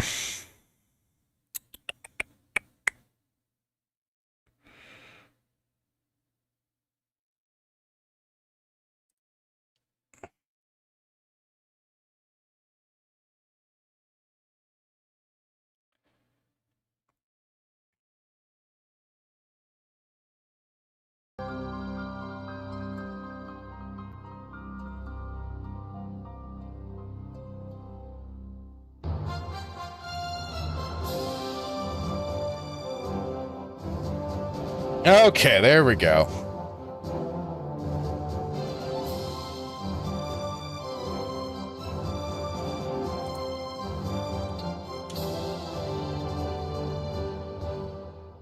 What's this? Sparker says he's an Ewok, just very strong and fast, can only be defeated by overwhelming odds. And he put, okay, hang on. Let me bring this up really quick.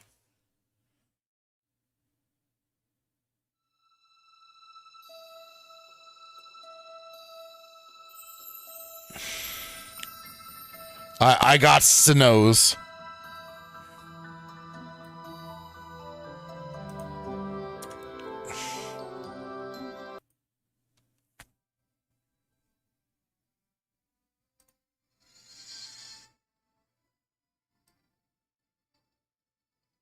Okay, yeah. Simon the Killer Ewok is a cheat. Oh, it's a cheat hero unit. It was originally introduced in Star Wars Galactic Battlegrounds, firing 3 projectiles per attack. Simon is one of the most powerful units in the game and able to eliminate entire armies and bases in mere seconds, and is summoned by typing Simon Says into the chat window. Simon the Killer Ewok has the self-shielding ability and can detect stealth units. Dude, he is broken. Additionally, as a hero unit, it self-regenerates lost hit points at a rate of 1 HP 2 seconds and cannot be converted by force users. Holy crap, dude. First order civilization bonuses, first order troop center technologies that benefit Simon the Killer Ewok cost 25% less.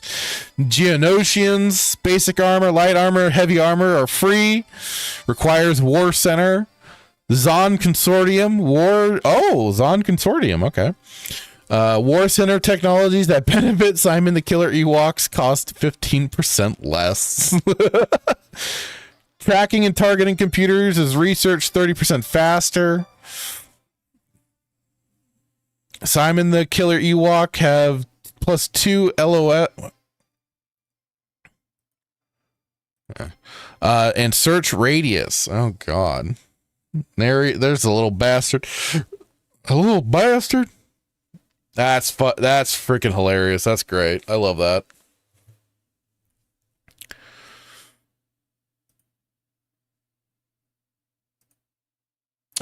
Spartacus says he's not the only cheat hero. You can also summon the Death Star, a Star Destroyer, and a guy in a speedboat.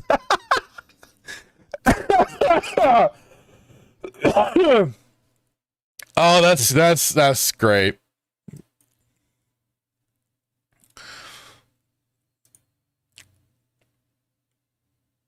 Yeah, here's the list of cheats too.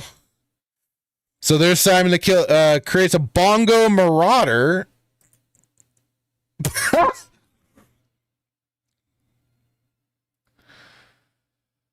Creates a Star Destroyer. Death Star, there it is. So Imperial Entanglements is the Star Destroyer. That's no moon for the Death Star. God, that's great. I love that.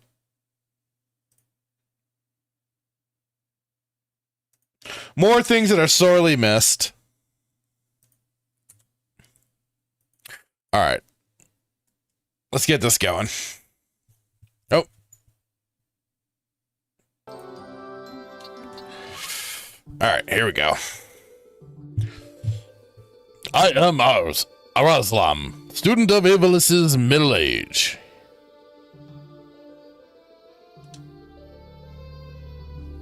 You are familiar with the War of the Lions, no?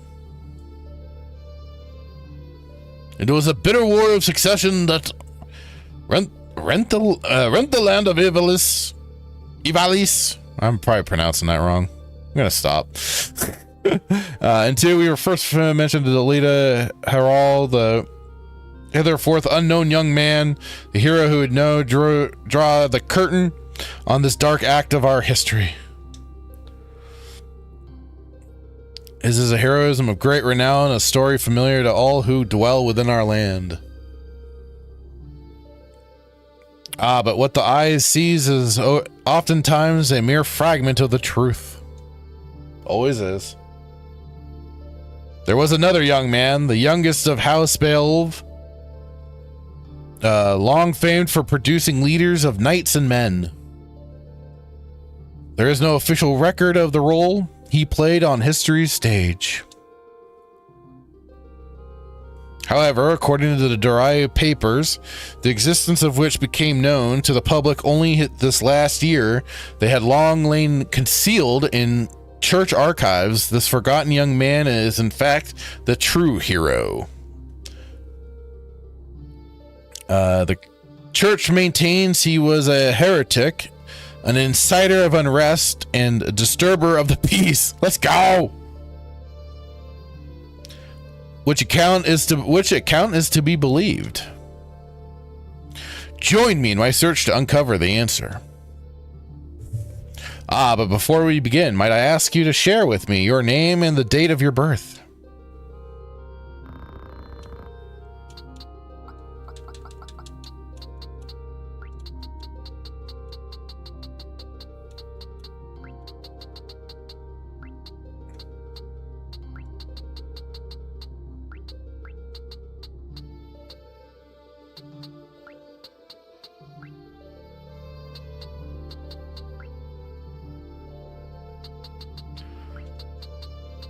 I'll have to kind of shorten this.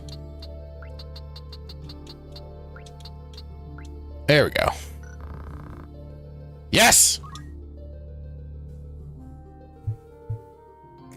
Spartacus says, the mention of the First Order and Zon Consortium in there are mods for Galactic Battleground, which also include the Yuzon Vong, non-campaignable factions. Oh, okay, that's cool.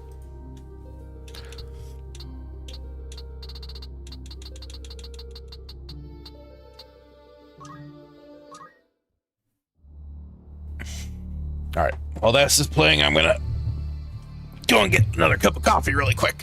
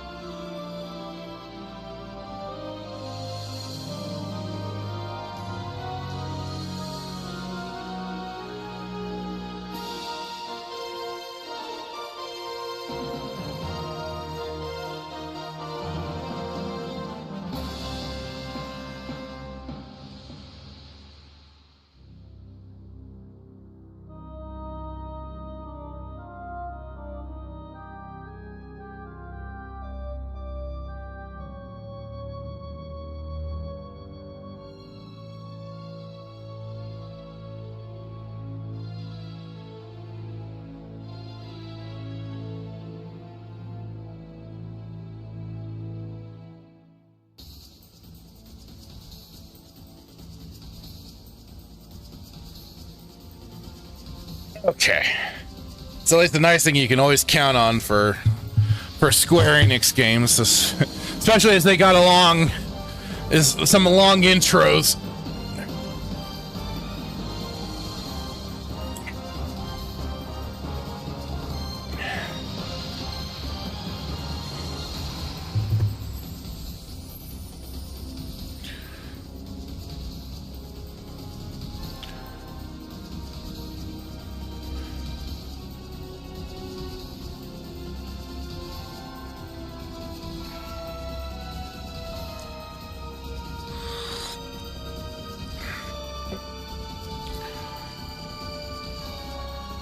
This was initially cool that they did this for the PSP version, adding in these cutscenes. Although they already kind of did have some in the original, it's just less this animated kind of style and more of a full-on CG. More less with an art style, more just kind of like plain 3D style.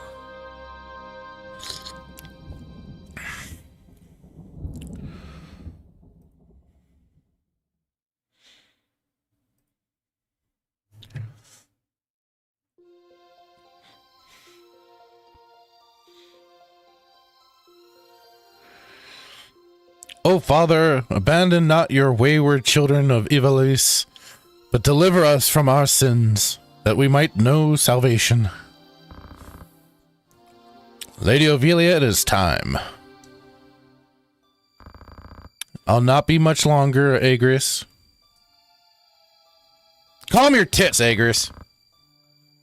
Your escort has already arrived, Majesty. Please heed the good lady's words, Highness. You must hurry. Yo, what's up? Still in here, are you? It's been the better part of an hour. Gafgarian, you forget yourself, sir. You are in the presence of the princess.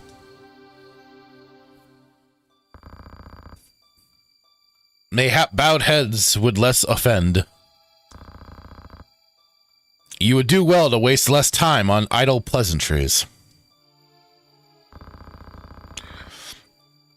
I see even the noble order of the northern sky cannot rid itself of vulgar knaves. Oh boy. A guard captain in these rain-sodden hinterlands ought not expect chivalry. We are in the employ of the order, not of it. Our pay does not cover trite courtesies to the likes of you. Yes, sir. Covering your tongue. Enough! Let us be on our way.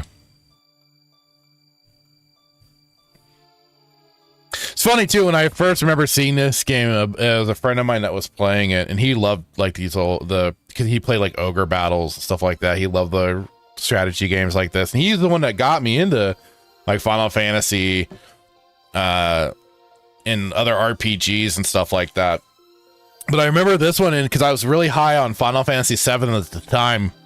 That was probably, like, an RPG where I personally really sunk my teeth into. Even though, like, we'd played, like, Mario RPG, and I'd kind of dabbled a little bit with getting into Final Fantasy VI, but Mario RPG, but my brother really took off on that one.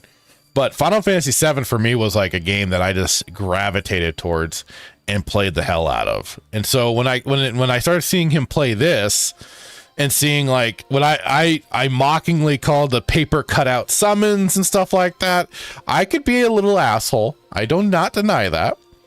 But, and like I said, it's because I was really high on Final Fantasy VII, the way that was presented and everything.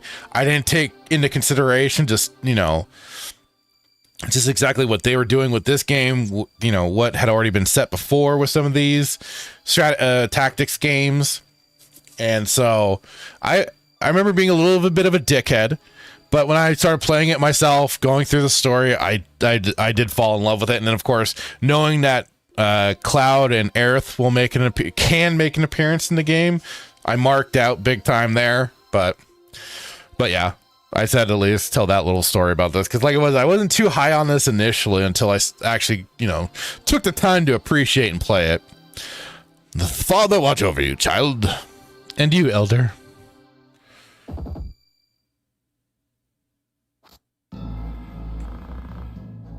Milady, the enemy is upon us. Duke Goltana's men. Damn, she was off. We are paid for this. Time to earn our keep, boys. What is it, Fracture Filter? You above getting paid to do a job? I'm a knight no longer, just another sellsword. Right then, to battle!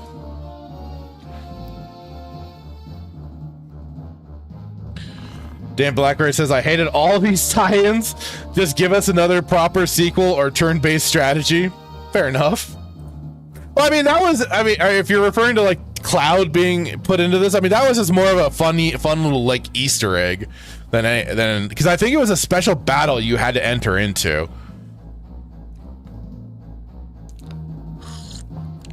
But man, yeah, Square went nuts with all the different Final Fantasy titles. There's no lie there. Deliver us, O Lord.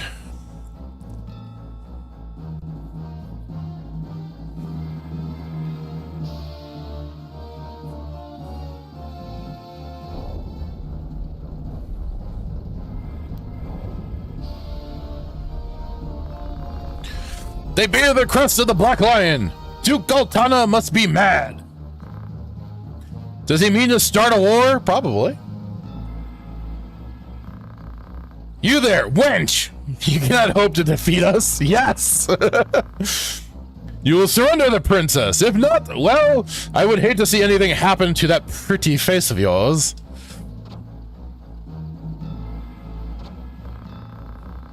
A head-on assault, these swords of Goltana, lack wits one and all.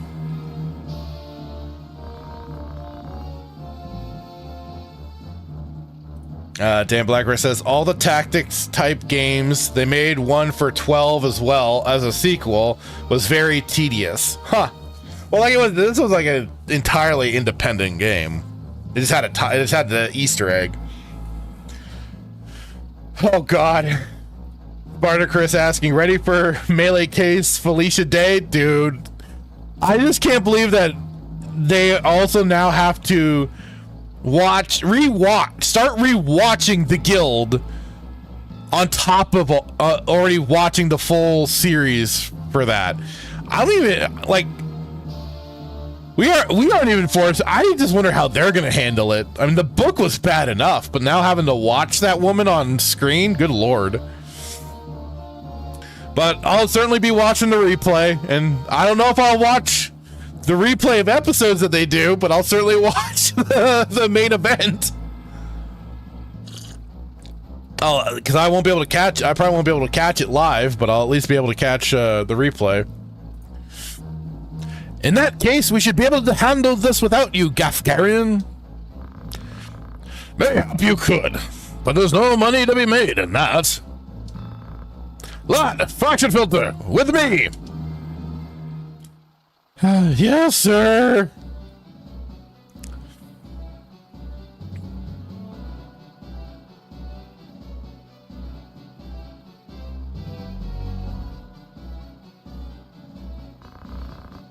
Kill them all! Leave no man standing. Well, like it is, it's like they had to include Final Fantasy in the title, or else the game might not sell. Which is sad, because it might have been able to just go off of like War of the Lions or the Evil East Chronicles or something like that with its own title. It didn't have to be connected to Final Fantasy. I see your point though, Dan Blackred. Agrius said, you would have us slaughter them? Are you mad? Kill them here and you'll have played into Duke Galtana's hands. We need only to put them to rout. Rot? I find dead men rot more easily.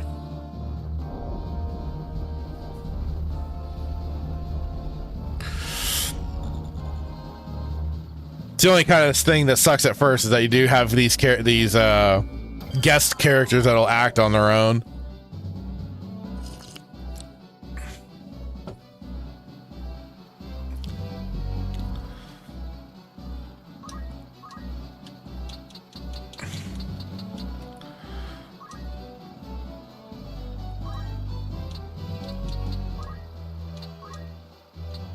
I'm gonna chuck a rock at you.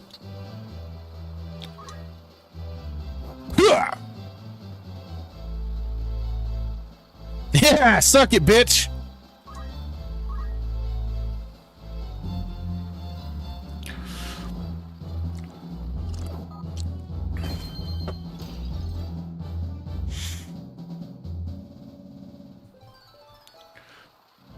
Agris got a job point or level up. Yay!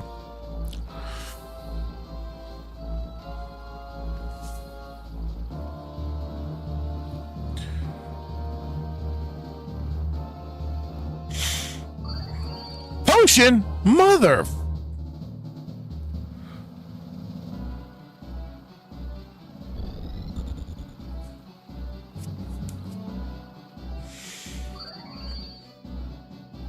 You mother frickers. How dare you?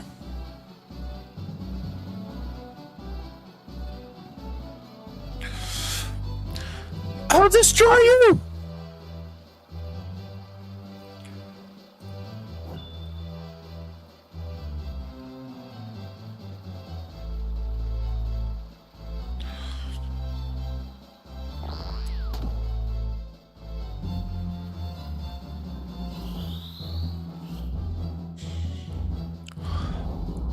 Oh!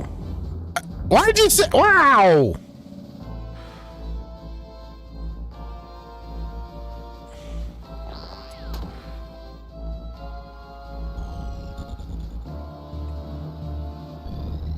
Set me on fire too? What a dick!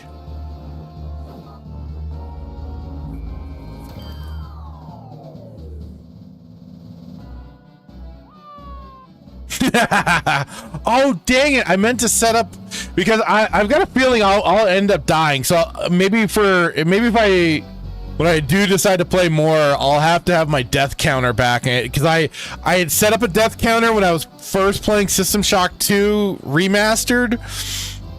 So I'll have to set up a new one, and I used that death sound effect for whenever I died. So you'd hear the Arr!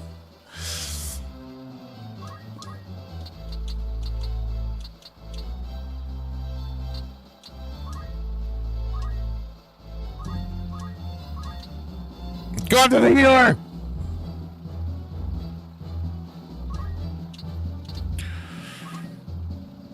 That was the other thing, is you had to make sure and pick at least a decent stance when you were going up against certain enemies.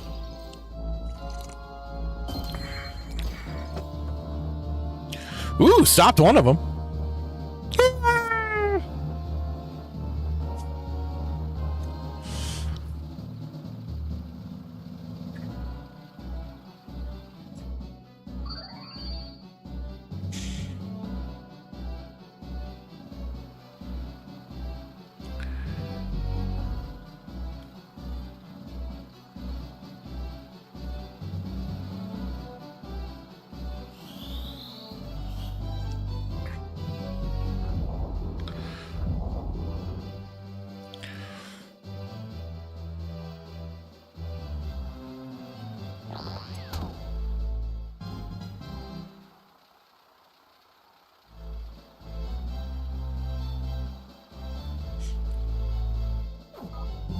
Get him!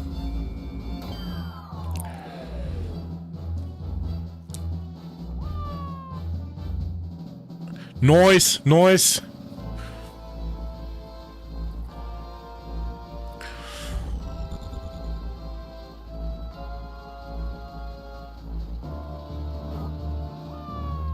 that's the thing, like this really is like just a tutorial fight. Like, you know, they don't overload you with having to like take care of all of the other player characters on the map. You just deal with your own guy. Get him!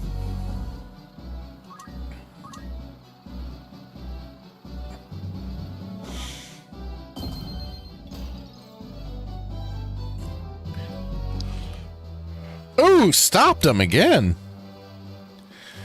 Oh, here she comes in. I was gonna say, is this gonna be the killing blow? I can say, don't set me on fire again, dude.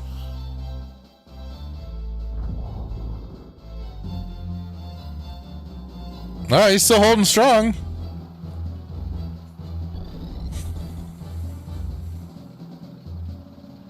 Why are you wasting the high potion? We're on the last enemy, you goof.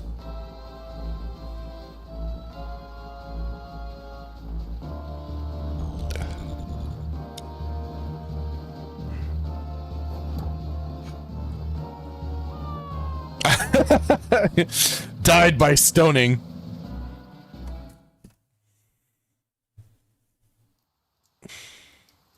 I think they do both. They'll do both too. They'll play this. They'll play this scene, and then they'll play the regular cutscene. And try making a little less noise. I'll not take orders from you. You've quite a mouth on you, princess.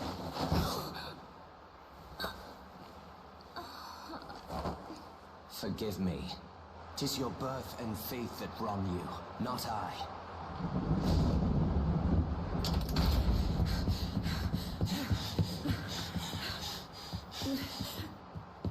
Hold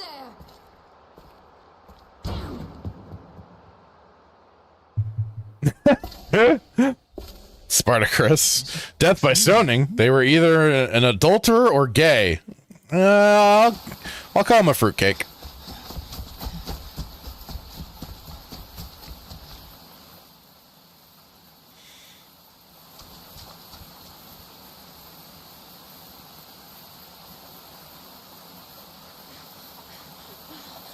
That cannot be. Well, it is. Delita, he lives? But why does he fight under the banner of Duke Goltana? Why indeed?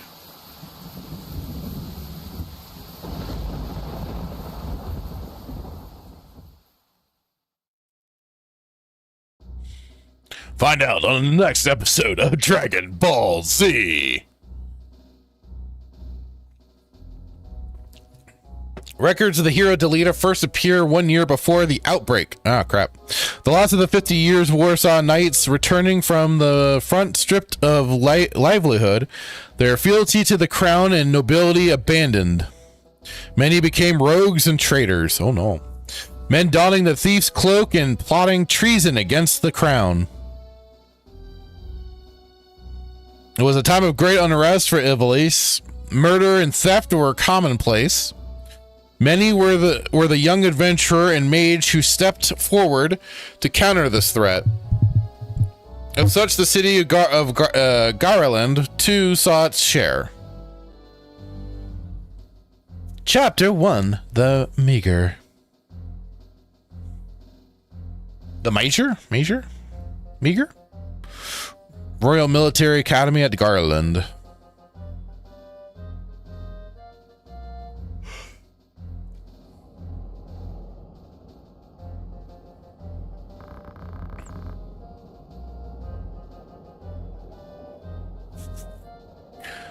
Another Wayne was struck last night on its way to Egress. The Corpse Brigade again? Yeah, the little group you're going to have to deal with for a while. I wonder where all this leads. Delita, what do you make of this? I'm not sure. I have my guesses, but I'm listening.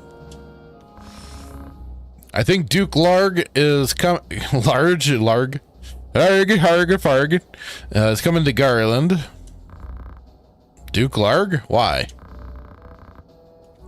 Not just the Duke, the Marquis Elmdor de Lembury. That's the first I've heard of it. This has not the sound of a state visit. All of Ivalice is in turmoil. The Order is supposed to be keeping things under control, but the fact is, they number too few. And they mean to bolster their numbers with us? All right, everybody form up.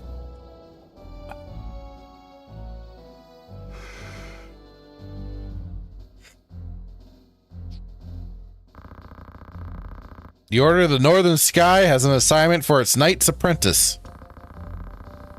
As I'm sure you're already aware, the number of brigands roaming Galleon is on the rise. Among them, the Corpse Brigade, a seditious lot with a grudge against the crown, rogues such as they must be dealt with. The Order has been commanded to undertake an operation to eliminate the brigade, an operation of a grand scale. We will not be acting alone. The Order will be joined by, among others, His Excellency Duke Larg's Royal Guard, stationed at Egros. This will leave Egros Castle undermanned. Your task will be to proceed there and support us from the rear by bolstering its defenses.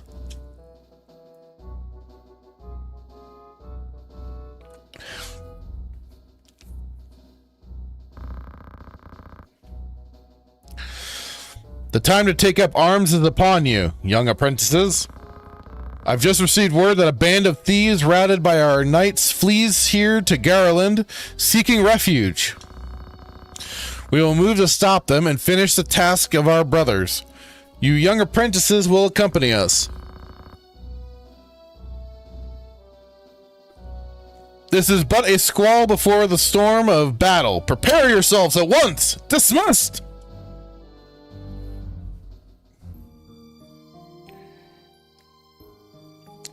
Yep, let's save. Save often is the name of the game.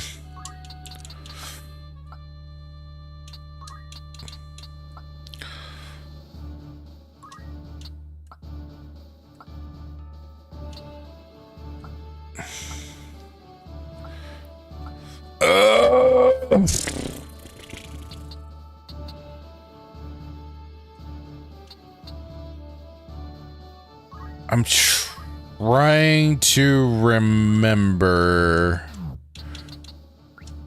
Because there's certain stats you want.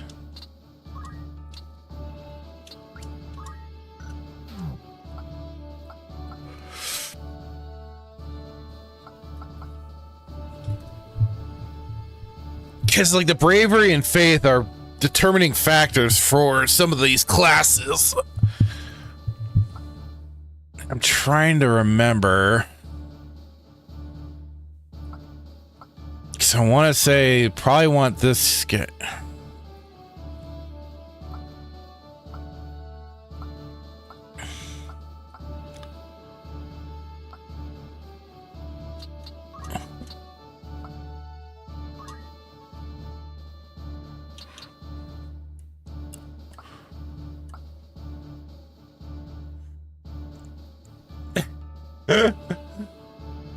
Spartacus says, be careful, Palpatine is a Sith and he wants to destroy the Order and use this war to take over the galaxy as Emperor. Oh wait, wrong series.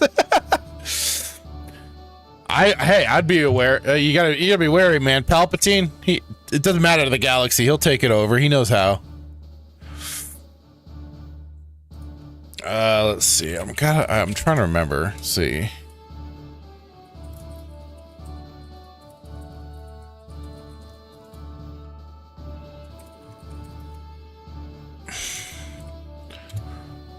Let's see.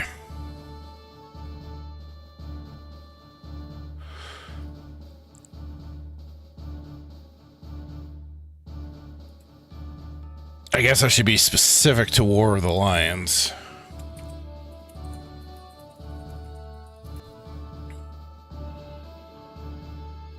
High Brave boosts physical damage and reaction abilities, while High Faith increases magical damage and success rates for both healing and offense. Okay, so I'm gonna want a chemist with a High Faith, and so these two are fine because they do have High Bravery.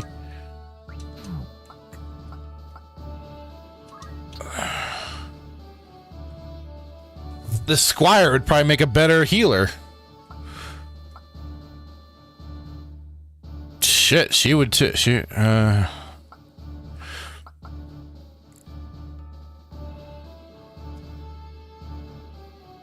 don't know if I want two. Yeah, let's throw in two here. All right, let's see how this goes. I got a feeling I'm gonna mess this up. Oop.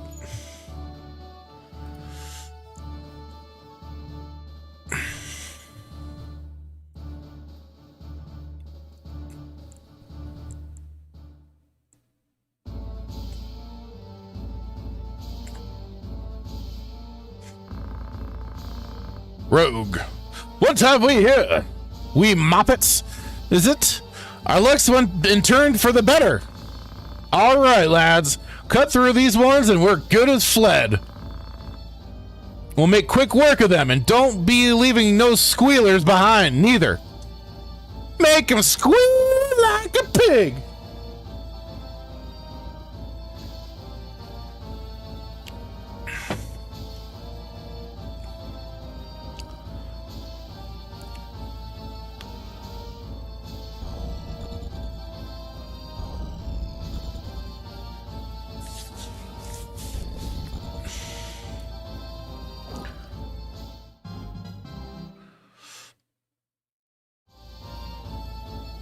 I don't care if that moppet gets a freaking level.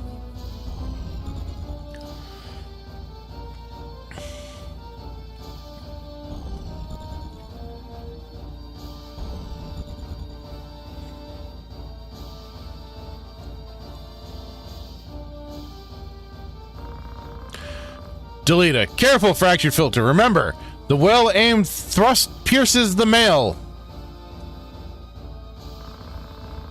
Don't patronize me, Deleta. We Bails know our way around the battlefield. Belv, was it? Heir to the noble house? I'd wager. Looks like we have ourselves some apprentices from the academy. Well, highborn moppets, still moppets. Lay down your arms or die clutching them. None will mourn your passing. And you mean to make us do that then? You're in far over your little heads.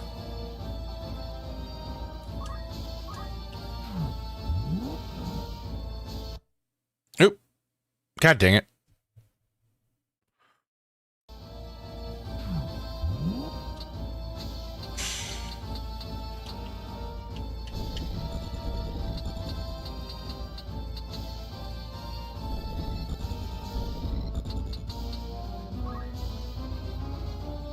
Execute!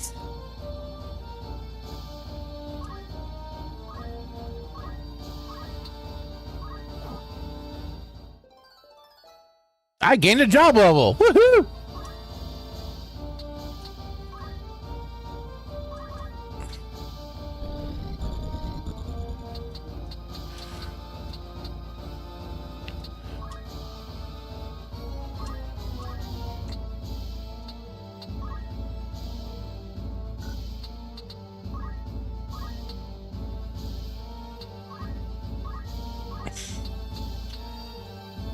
Sure, let's see what happens.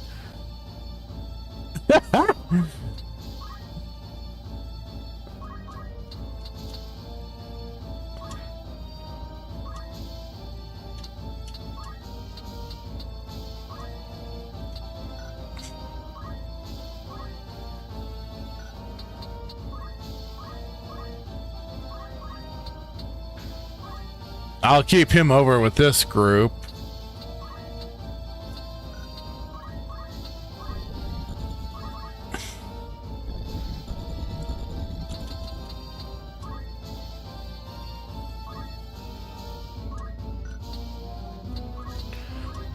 Alright, so they're just gonna stick with Rush having that.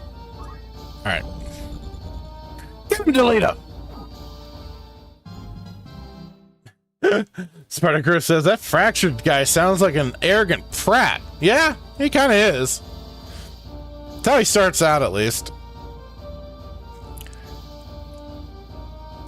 I'd say it's in character. No!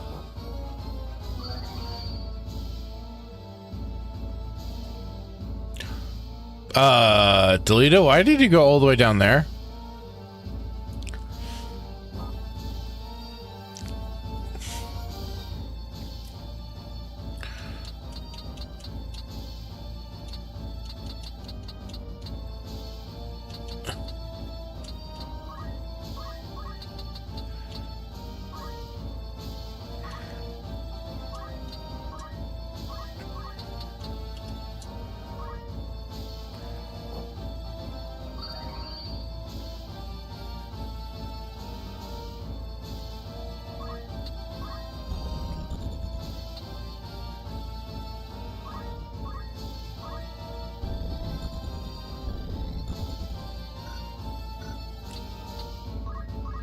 If only he had something like the rock throw.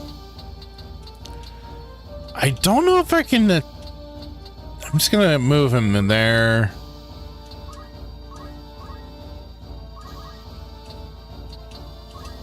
I believe I can get the hit from above. No? Ah, shit. What about Rush? No? Shoot.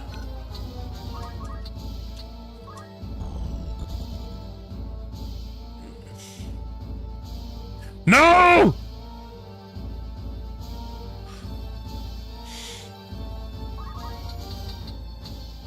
Leave my healer alone!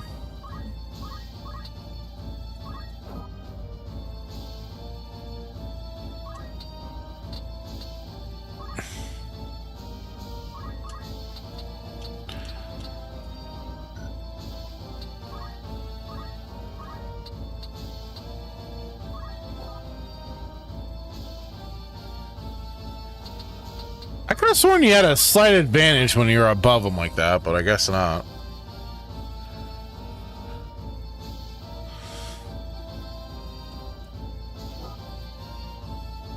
Bring it on, you moppet!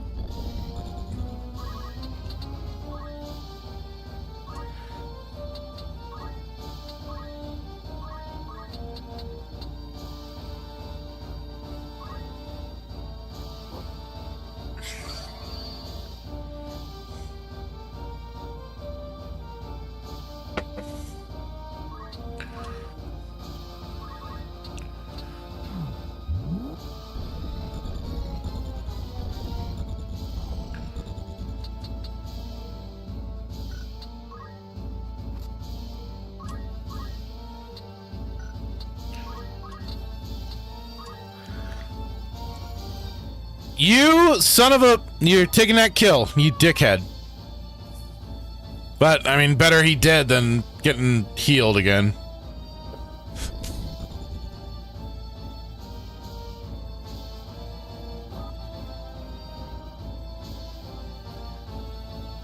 Oh, shit.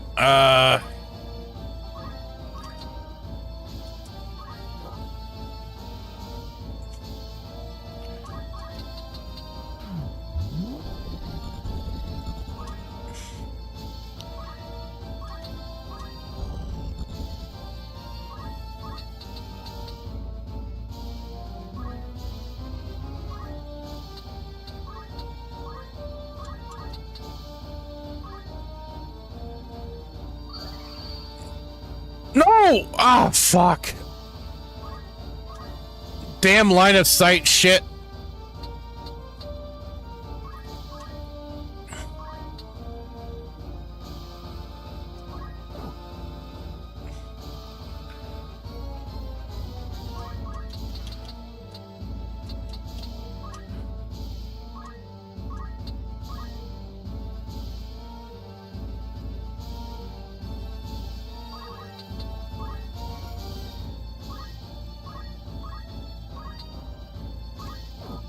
Get her! Noise.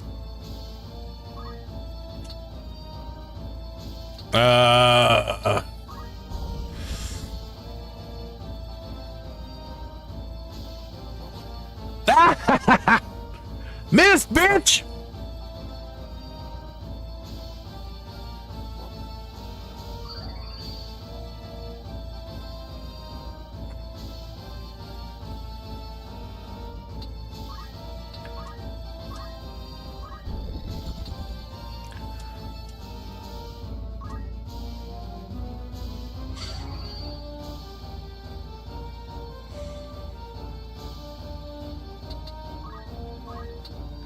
It's the only thing that can be with these games is the battles will take a while.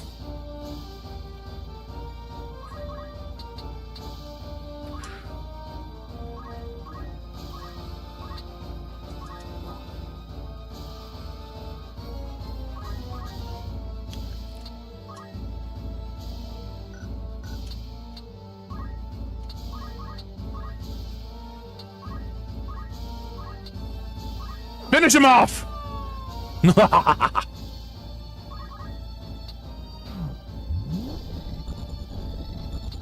Hello, healer. I'm coming for you.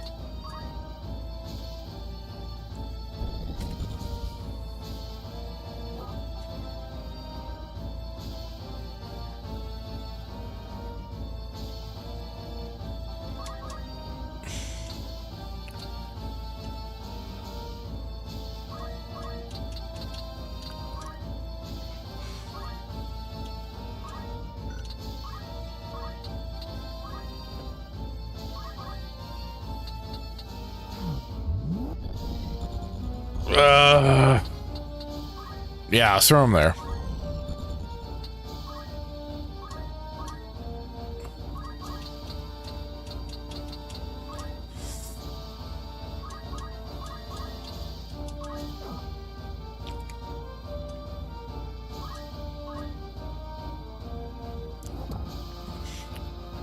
Aw, look at that wimpy little 3 damage.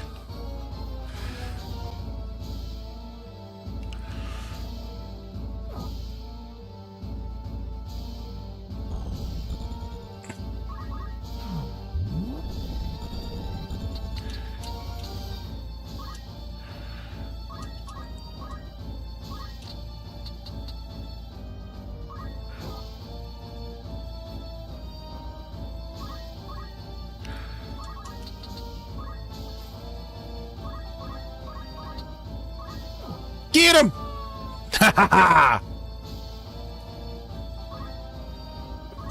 No more healing for you!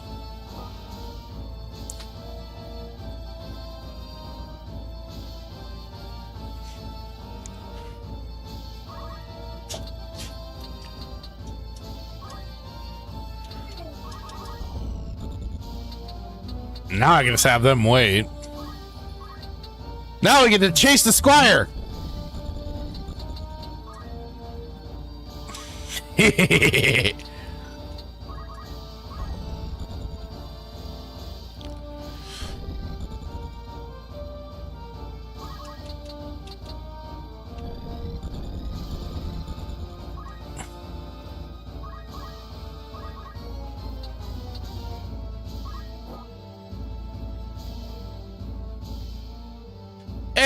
Blackfield Timon, how's it going, buddy? How you doing? Hope you're doing well today. Oh, come on, he hasn't...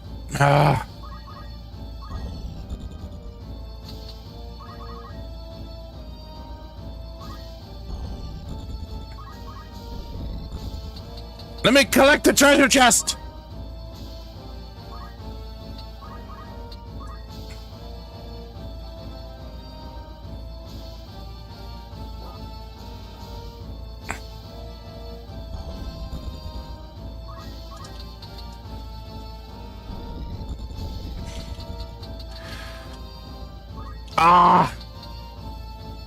Watch, now this one's also going to change into an item and I won't be able to get to them.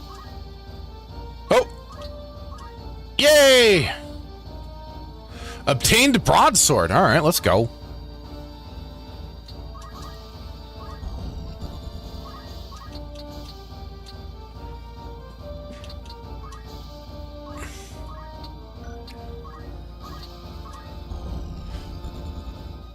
Ah, great. There goes Delita. He's going to finish the job. Finish the job. Oh, a crystal.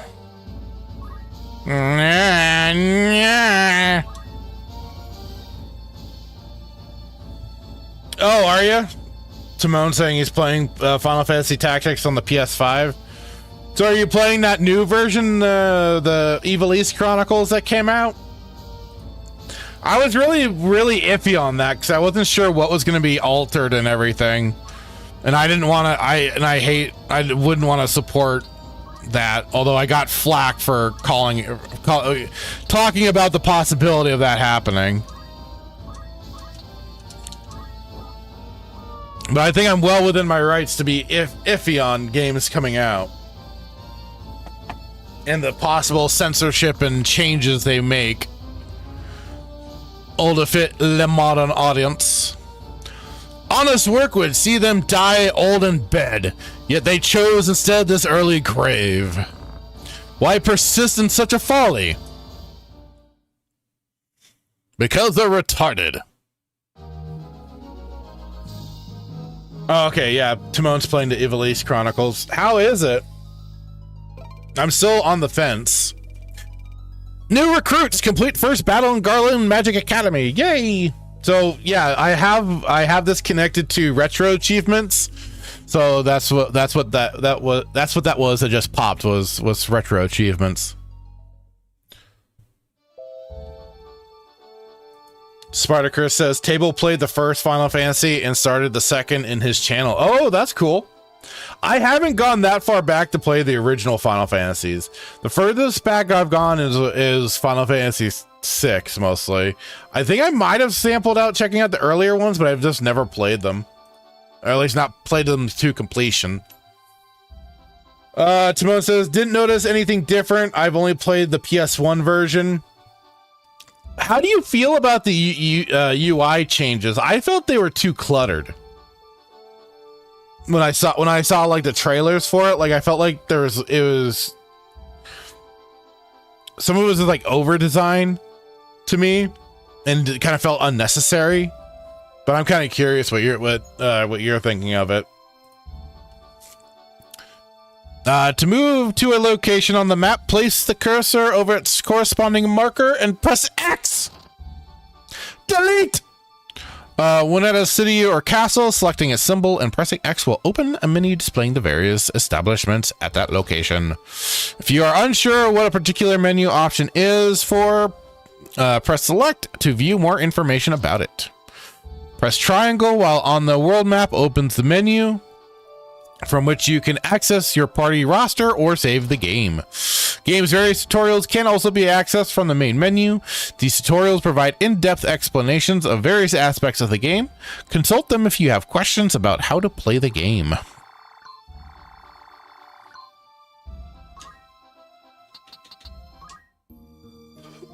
So yes, while I have the chance, I am going to save my game after a successful battle. Although you'd hope so, with that being basically like the double tutorial round.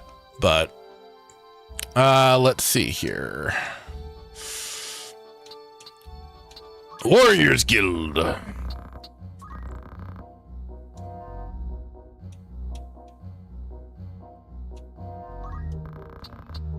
Oh wait, view info. I probably shouldn't be buying heroes yet. Oh wait, I can rename some though. Change name. Forgive me, sir, but I see no monster. Oh, that's right. You can only rename monsters. Fudge.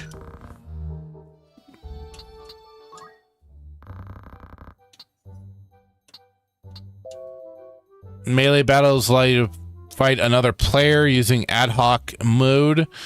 Huh. Okay. No. You're a tavern. Don't you have stuff for me to sell me? I guess that's the outfitter.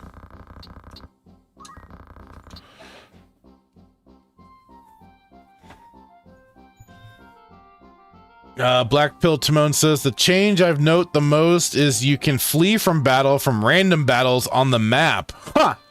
Well, that's kind of helpful.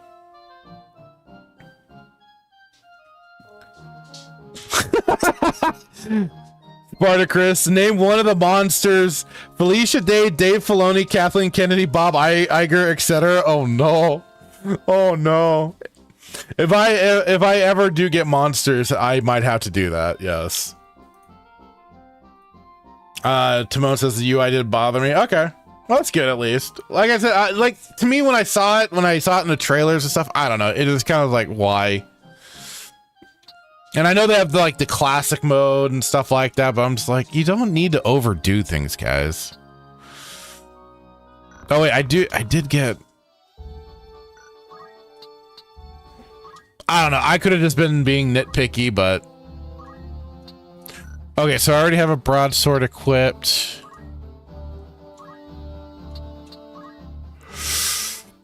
Russia's learned.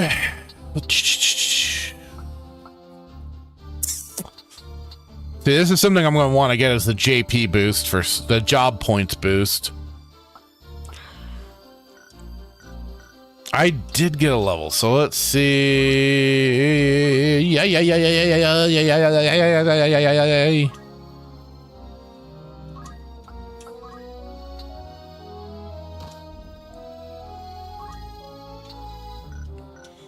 I forgot what's in the Arts of War.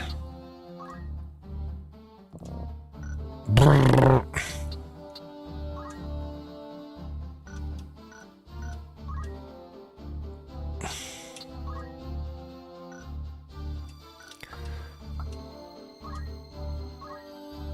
Oh, here we go.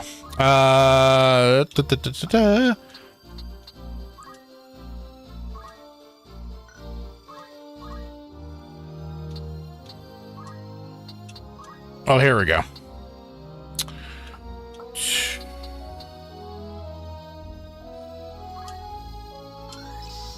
There we go. Let's get that JP boost going.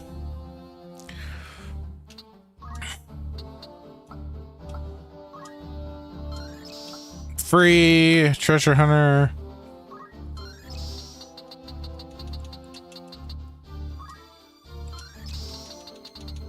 Doesn't hurt to have that ability to throw some healy-hoos.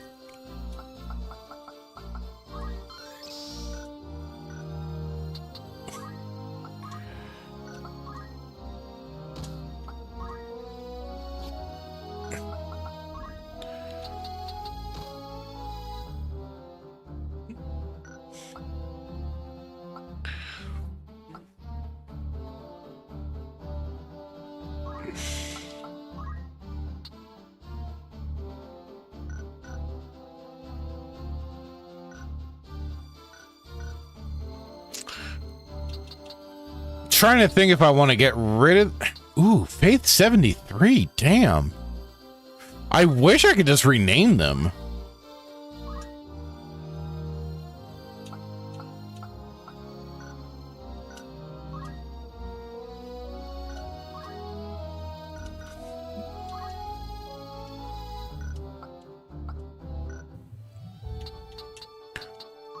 I wish it wasn't just the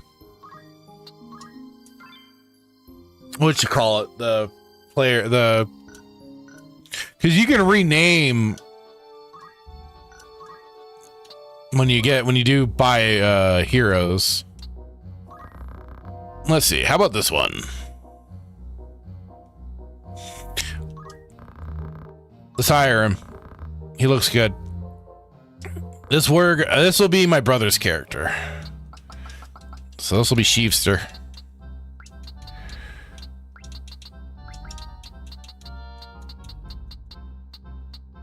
He's got high faith and high bravery, so I usually like to make my brother, he'll usually go like a summoner or black mage eventually.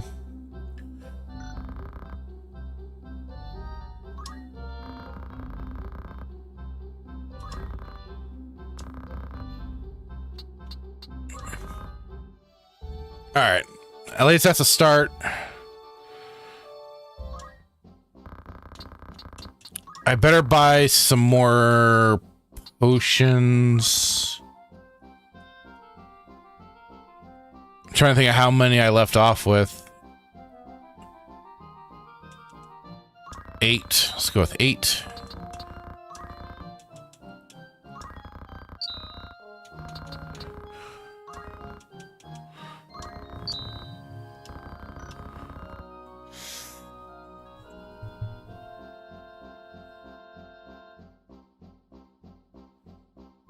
Blackfield Simone says, for Final Fantasy Tactics 2, I would have more classes, improve the mission system to be more meaningful, would give the Zodiac Stone some utility either in battle or outside of it. That would make sense. I didn't like, I don't know what your feelings are on the Tactics Advanced or whatever. I didn't like it personally. I didn't like the whole judge system that they had implemented for that game.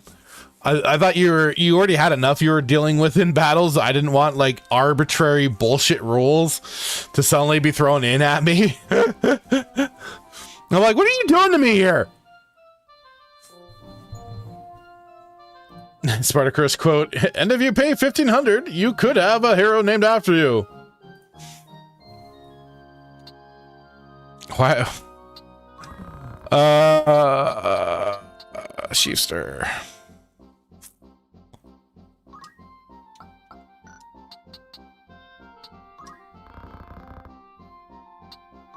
Okay, so he's already equipped. Good. The Game Boy game was colorful shit. It was. All right.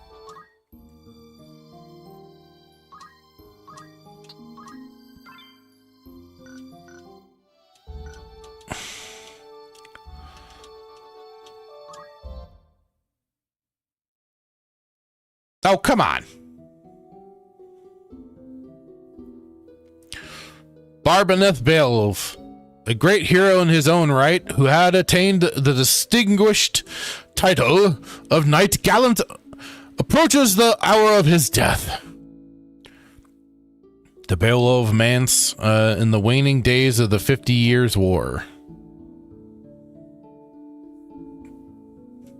Damn! Barbeneth Beowulf, what news of the war? Zalbag, the order has struck a great blow. Limberry is ours once more. We will be able to recall our forces in Zaltenia. Anon. All goes as planned, Lord Father, be not troubled. Diceberg. The envoy dispatched to Advocate Lenario has returned. He has agreed to your proposal, Lord Father.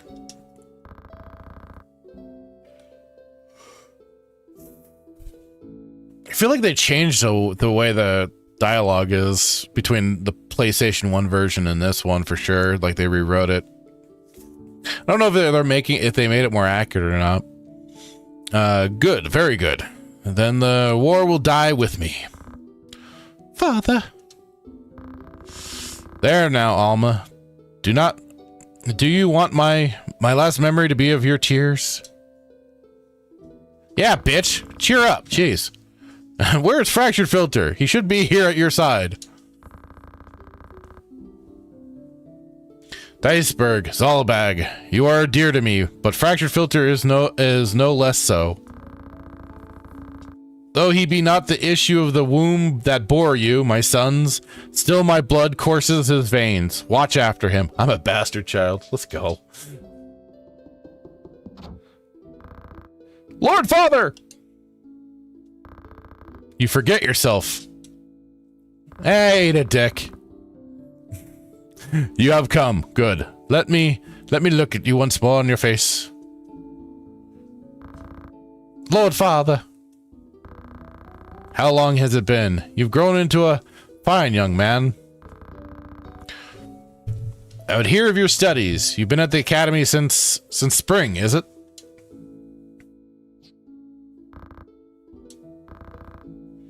Hear me, Fractured Filter.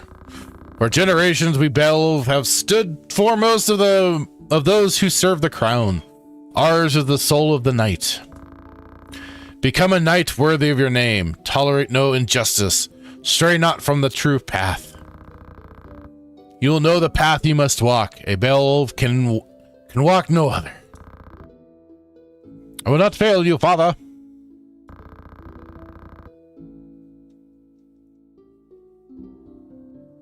Your friend Delita, he is a good boy. He is lowborn, but he can serve you well. I've made arrangements for him to enter the academy. Chuckle. You should have seen the look on the headmaster's face. In the years ahead, you will need someone whom you can trust. You could do far worse than Delita. As you say, Father. Take care of your sister.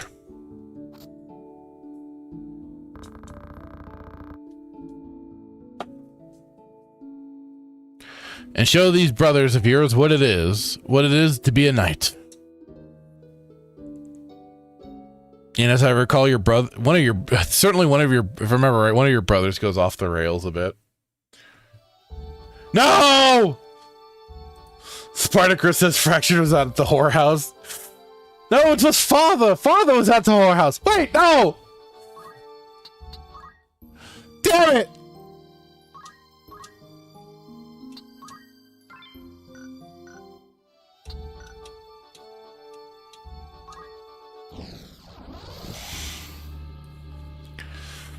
I just not to be at the whorehouse. Oh, you meant before I got there. How dare you, sir? You tarnish my reputation. I would never do such a thing.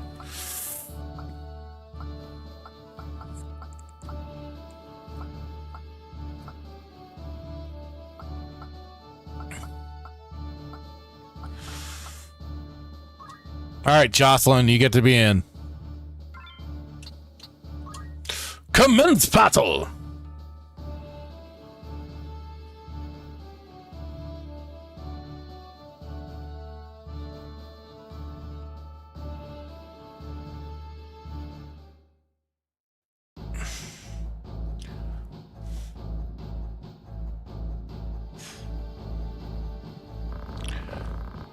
Highwayman, looks like this one's still alive. What do we do with them? What do you think we do with them? Make them squeal like a pig. Right then. Your luck's run out, knave. If you ever had any. Blast! One of the Order's patrols!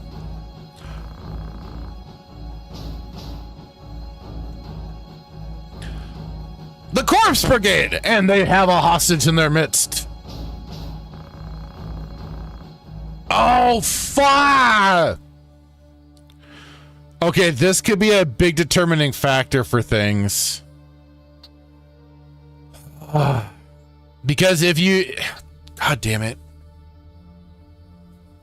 Because when you want to protect him, when you go say we must rescue their captive, it makes the fight increasingly more difficult because if he gets taken down, it makes it a lot tougher.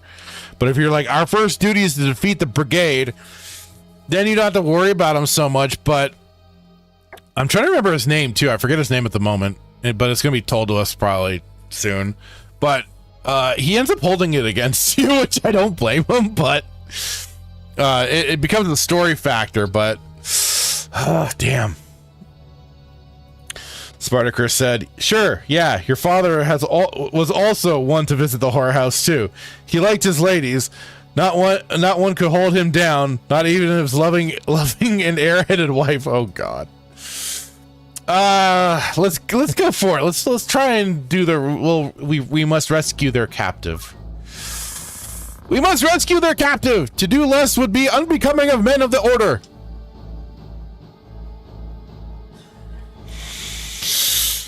Argath, that's right. I could be making a huge mistake here.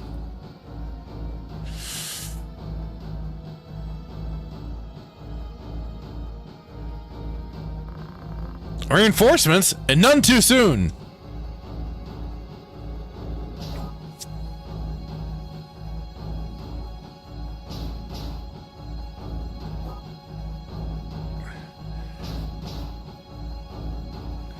And this is just it. Like, he starts out like this, surrounded.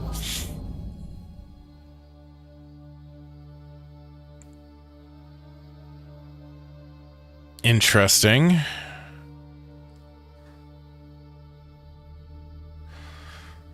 Leave him alone! Ah!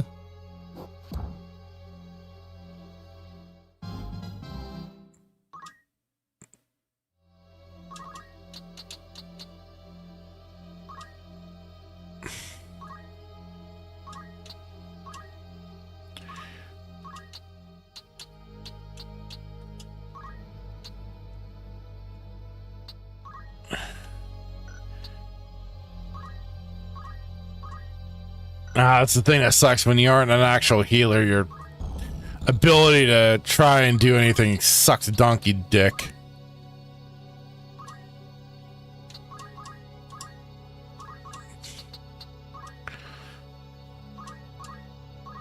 Nope.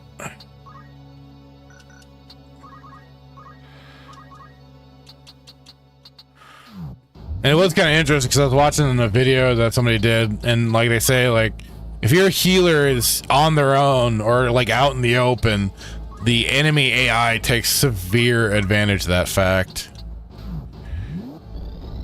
Ah!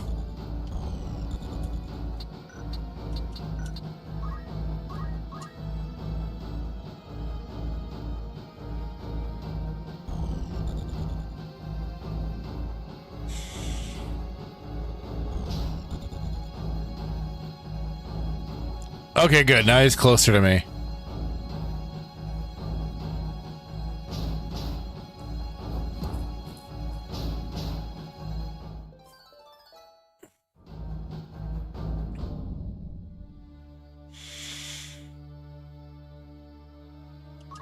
And if I remember right, the monsters could be kind of dangerous sometimes. But...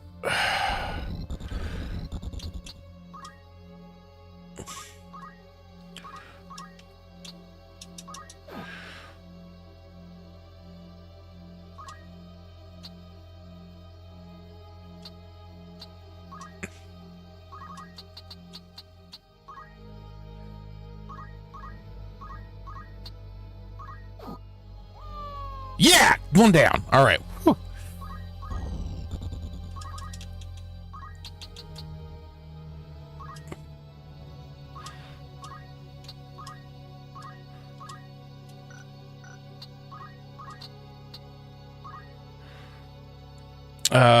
Can I just chuck a potion? There we go.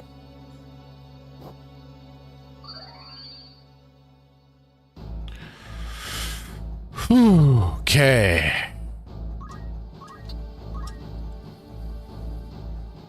Now, Argath, or whatever the heck your name is, chill your shit. Don't get into any more trouble, boy.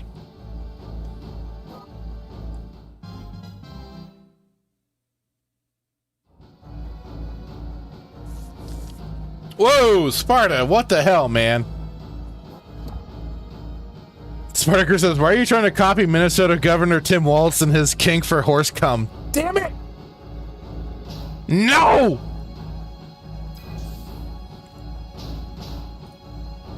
Timon says, for Final Fantasy Tactics 2, you don't need a major graphics improvements, just maintaining the design and adapting to modern TVs. Argath, you took my kill! No, I guess that was your kill, because you wounded him first.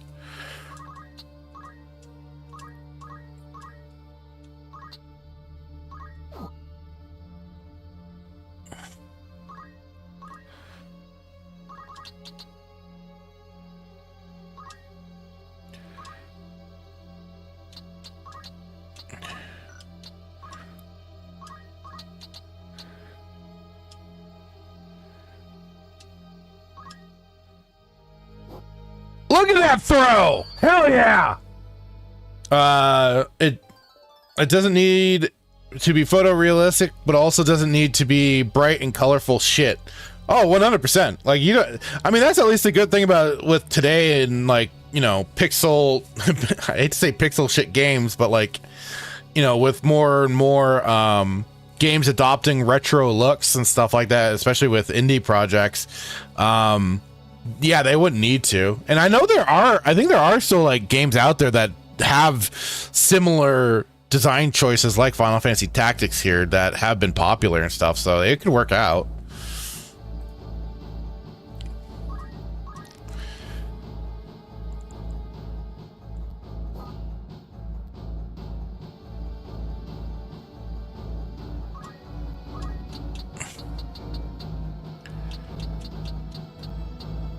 Okay, that's my guy.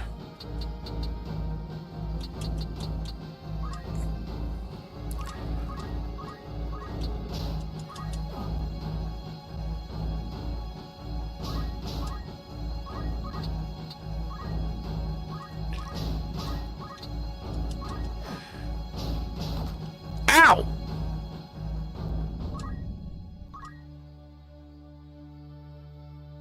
Okay, I better get Sheaths or healed after this. On the next round.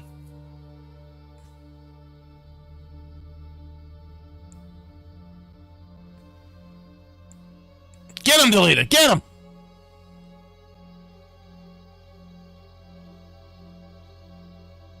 No!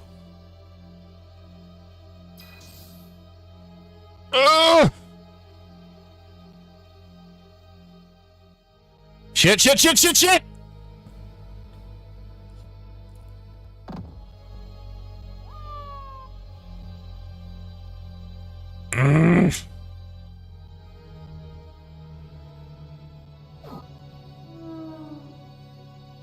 I mean, I'm glad for that. Oh, I should have given more people.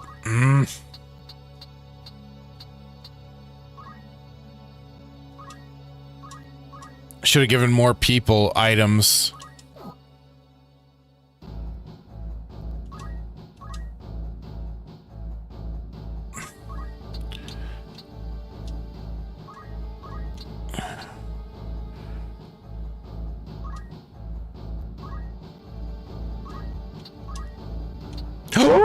What?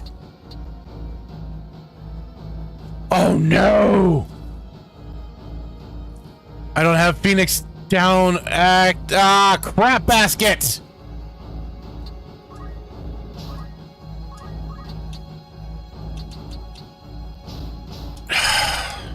Shit!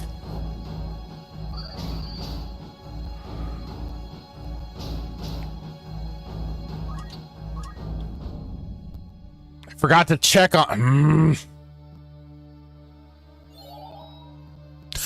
Oh no!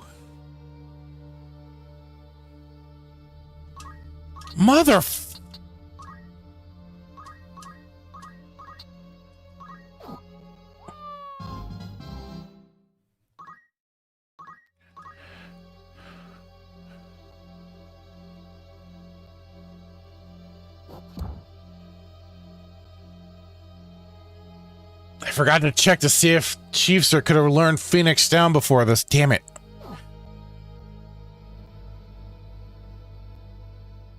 And now this asshole charmed my damn squire. Motherfucker.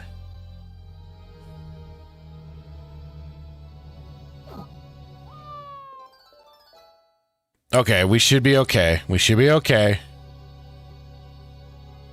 Although, god damn it, woman. God damn it, woman!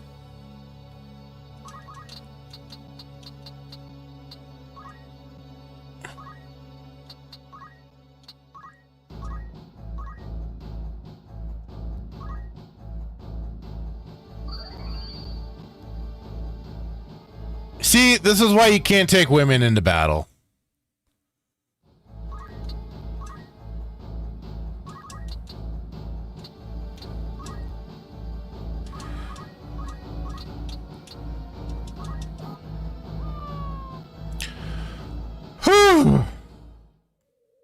Well, not only did we make sure Argath here survived, but now my brother's character survived too, so we'll be okay. I'll be fine. It is for the Marquis' safety, I fear. The Marquis Umdor de Limberry was here? It's a mouthful. The very same, and to whom do I owe my gratitude? See, now he's gonna have a whole other attitude, I think, towards me too. We are Knights Apprentice from the Academy at Garland. We may be able to help you, but first I would hear more.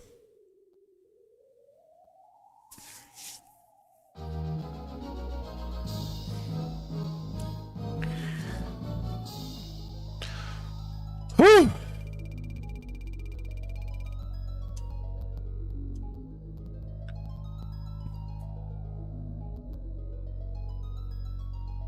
What, no achievement for that? Or is it because we saw the scene? My name is Argath, a knight in His Excellency the Marquis Elmondor de Limberry household. A knight, you say? Well, truth be told, I am a knight apprentice, as are you, if I'm not far mistaken. A fellow knight in training, then. I am Fractured Filter Beowulf, and this is Delita Harald, my trusted friend. Beowulf?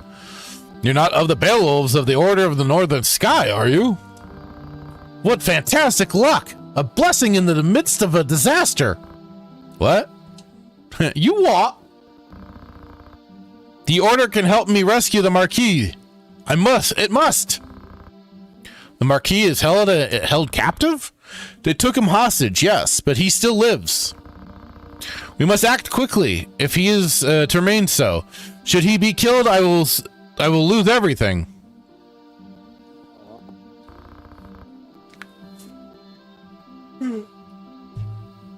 You simply must help me. Please, I beg of you. Calm yourself. Who's to say your Marquis is to be killed anyway? The Corpse Brigade would not take a man alive, save there were value in keeping him so. Of that you can be sure. There's little the three of us can do to help in any case.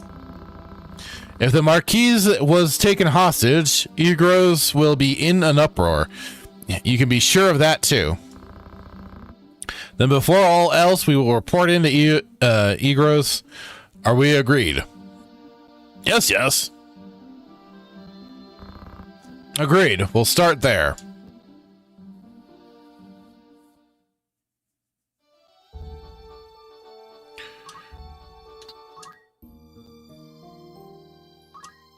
I would have thought for sure that would have been an achievement for saving him. Hello there, Bane of the Shills. How are you doing today, sir?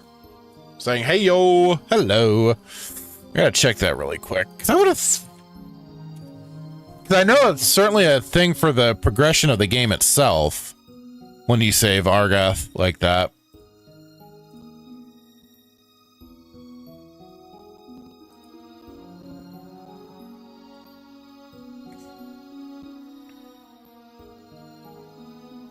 Let's see here. Yeah, I got him. And he didn't get KO'd.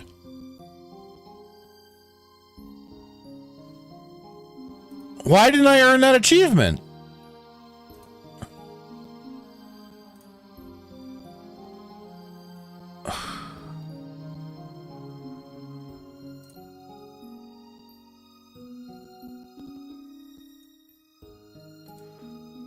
What the hell?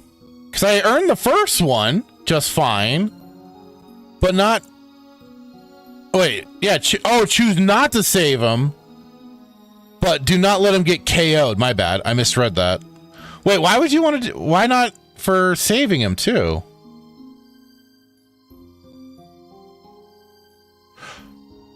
Oh, maybe that was the tougher side of it.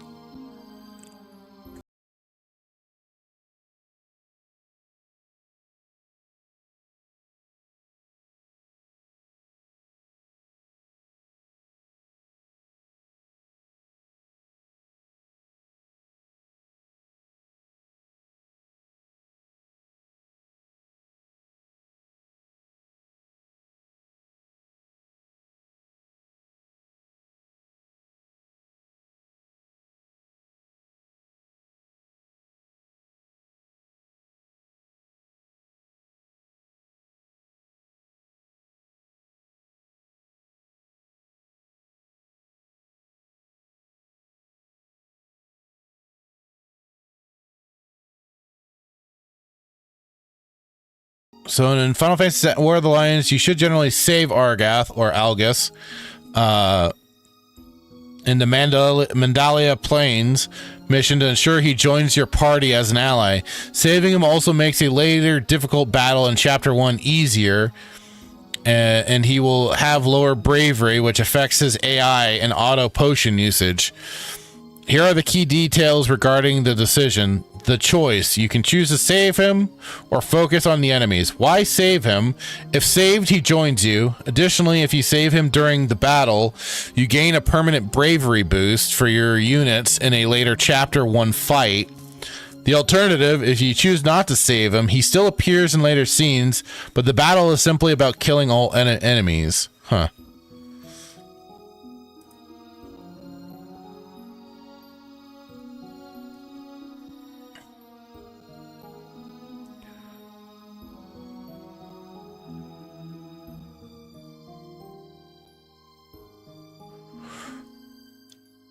Well, that's interesting that it would be choose not to save him, but then do not let him get KO'd. I guess he just goes a little more retarded. Huh.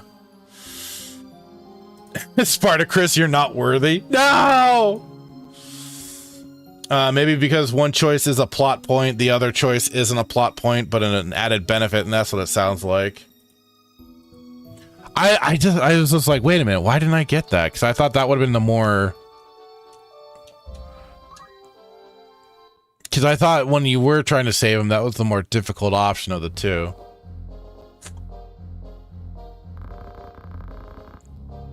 Lord Diceberg, I hear you were decorated at your first victory, Fractured Filter. They sing your praise from on high. You do honor to our name, my brother, and to me. I am glad. Oh, you would not seem it. I am, forgive me. Your words do me far more honor than I have done you. No doubt word has already reached you, but the Marquise de Limberry carriage was waylaid and the Marquise taken. What have you a mind to do? I have already asked Zalbag to dispatch a squad in pursuit. These brigands must eventually come forth to demand ransom. That is, assuming the Marquise yet lives. Argath, I beg of you, Lord Belv, lend me 100 men that I might hunt the horse sons down.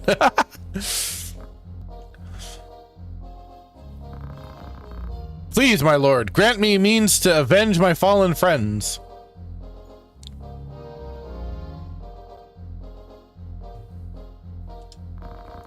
Mayhap your ears fail you. I said that a squad is to be dispatched. Yeah, calm your tits, boy. You are not a man of Galleon. Leave her affairs to those of us who are. But, my lord, do not assume to beg favors of me. Let me remind you, Argath, lest you forget your place, you are but another sword, not yet even knighted. Damn.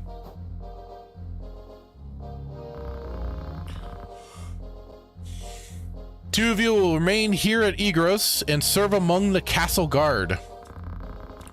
You needn't worry. Danger is not like to visit these walls. Whoop, there it is.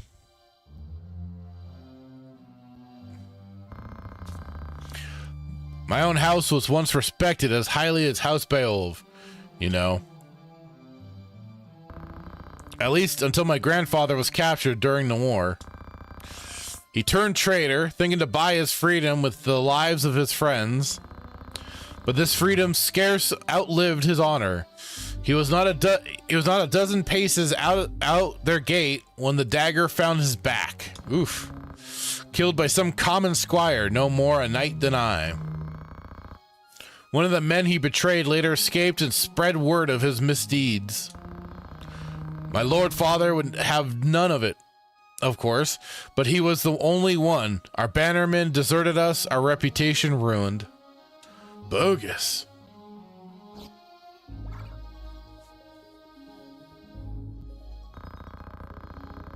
I suppose I had best remember my place. Your lord brother has no reason to lend ear to pleas from the likes of me. Oh dear. Oh dear. Tetra Herald. Delita. Tetra. Alma. Salbag. What's up?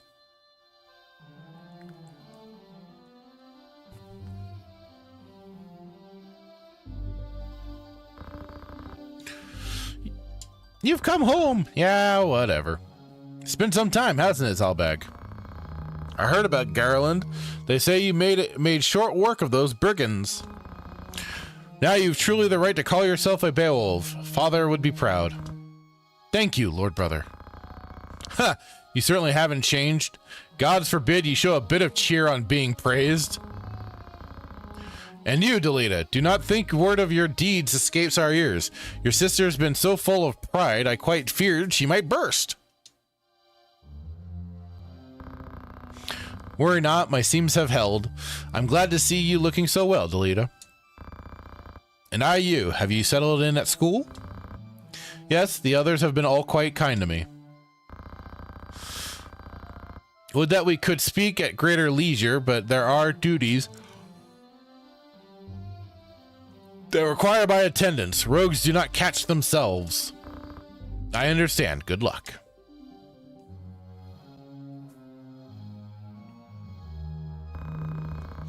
We received a note of ransom from the Corpse Brigade. What?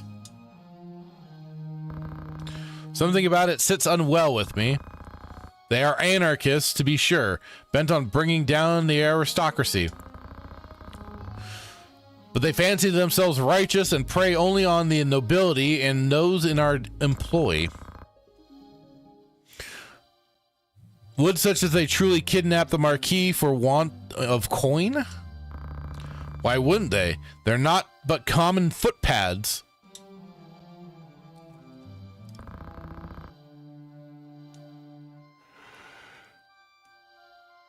One of the men I planted among them has not returned.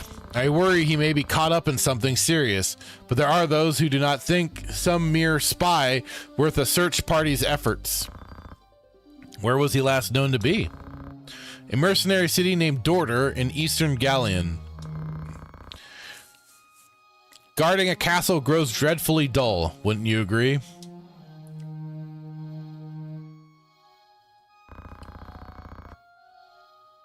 Forgive us, Teotra. It seems we must be leaving sooner than we had planned.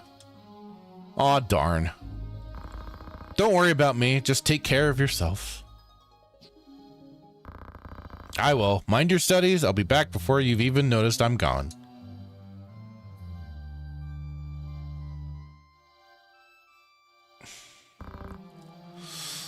Let's be on our way. Teacher puts on a brave face, but the truth is not as honeyed as her words. What do you mean? She has a hard time of it at school. The others tease her for being lowborn. Forgive me, I shouldn't have said anything. I'm sure you have worries enough of your own. Teacher will be all right. I'm here to look after her. Then there's not to worry about. But mind your own limits. You can't be responsible for everything.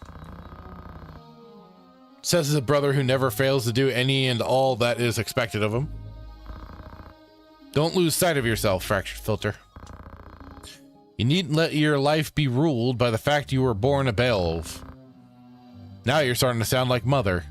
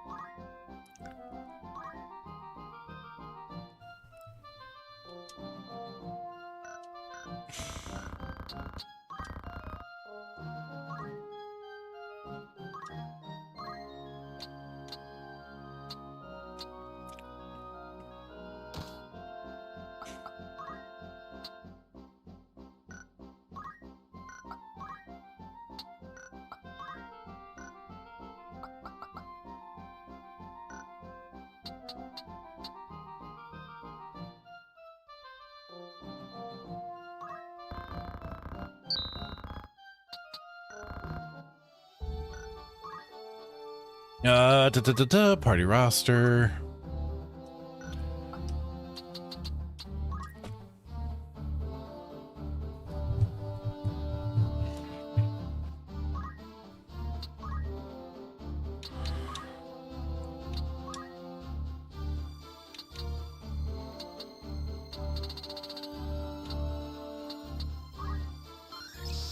Whew. Yeah, I better get that.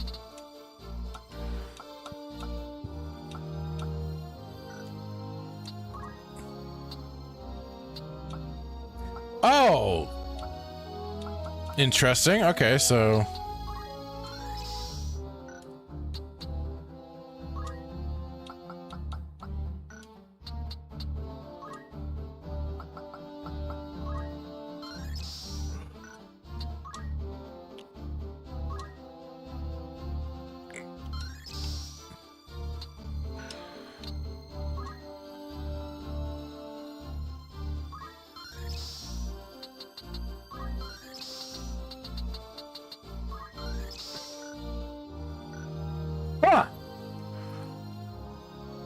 dude already has stuff.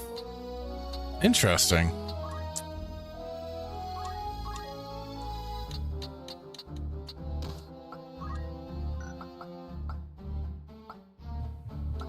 I mean, probably should give him the white magics. Jeez.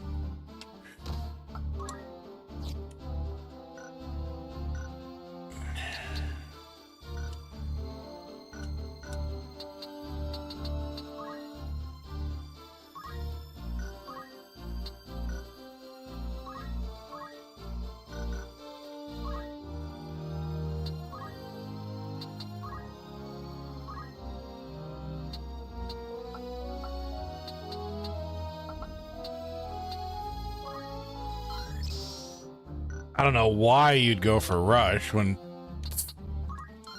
Get that. I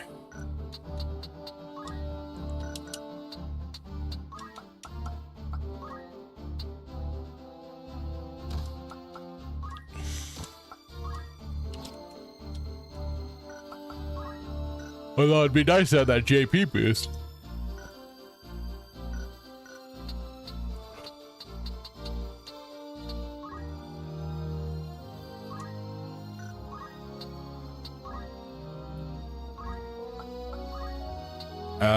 Arts of War.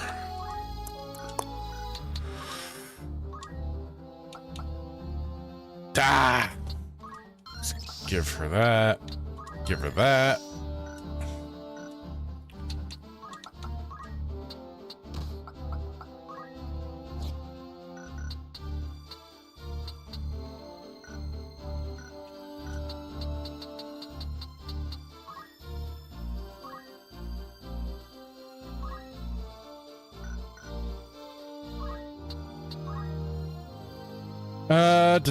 Let's see what can. Oh, let's get stone. There we go.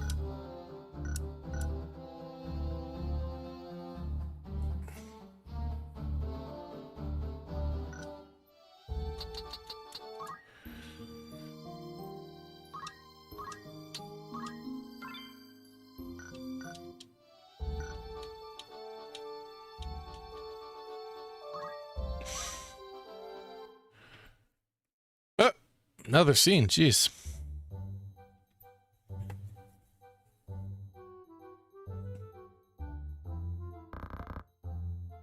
Did you notice?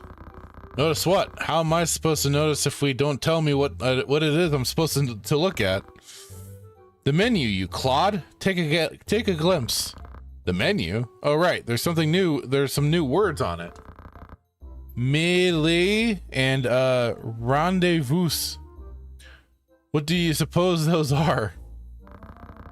Some new manner of challenges, as I hear it. Melee battles are for sparring. Sounds like a rum way to test your sword arm. Friendly challenges, too. No worries of getting left to feed the worms. What about that other one? Rendezvous? Well, sometimes people look to hire two groups of adventurers for a job. That's how you meet up with the other one. Ah, so you've to work together with another cull, eh? Not so sure as I could do that. Well, there aren't a lot of other of offers up yet either way. Sure, there will be someday though. Once more people catch wind of the idea, there will probably be some right in interesting jobs. I suppose I could try it sometime. There's more still. This is the good part. As I'm told, both participants get rewarded with treasure. Why didn't you say that from the start? Let's get going. Well, first we need to find another group. You might give it a try too, my lord. If you ever have the interest, just say the word. Cool beans. I think that was one of the new things added for this game. Or this version of the game.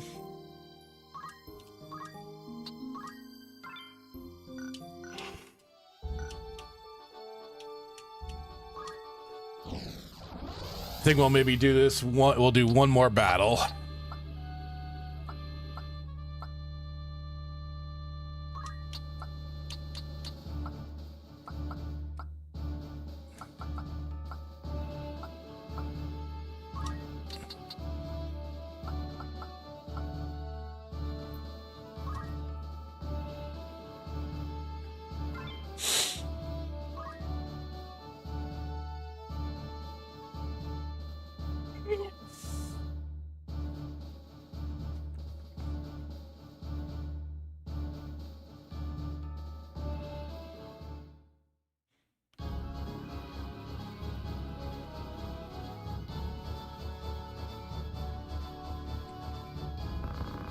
Our luck is ill.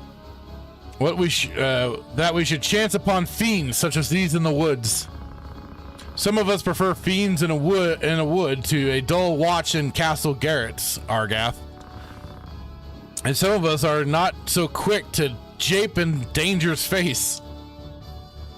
Jape? What did I? Enough talk. They come.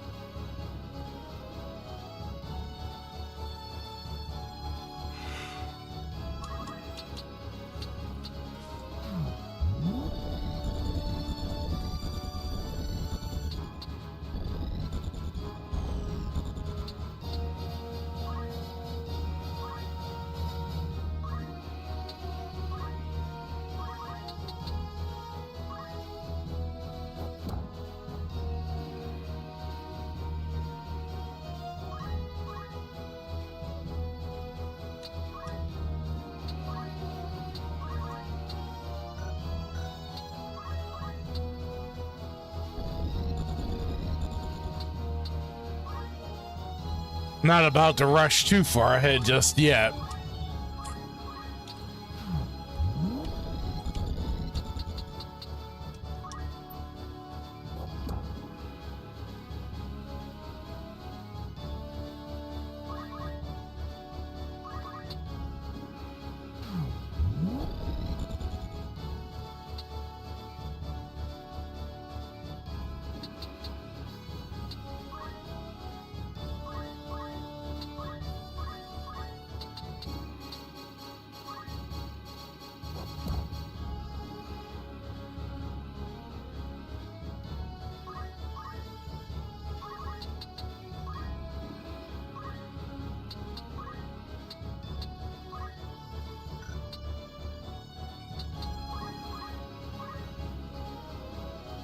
The only thing that sucks is even doing defend doesn't exactly give you job points.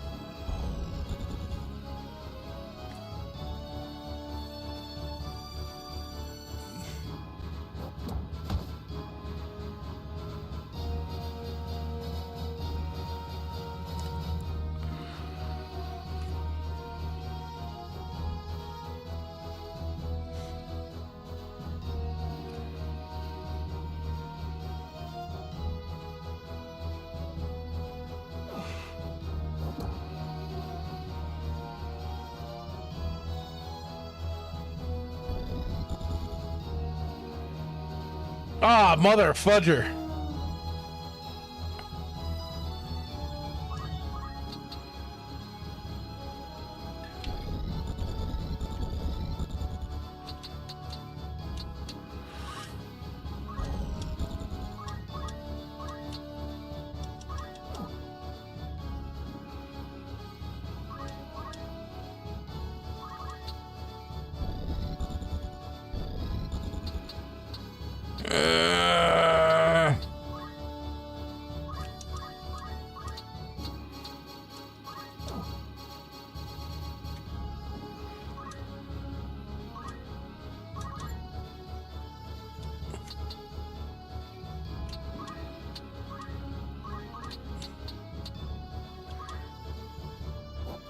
I was gonna say, I hope I don't hit one of my teammates.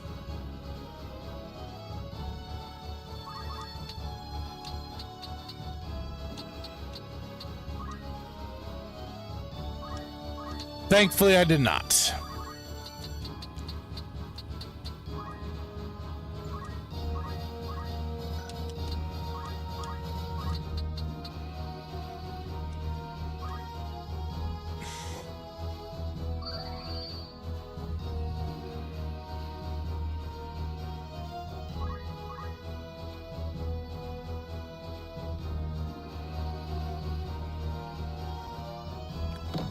Oof.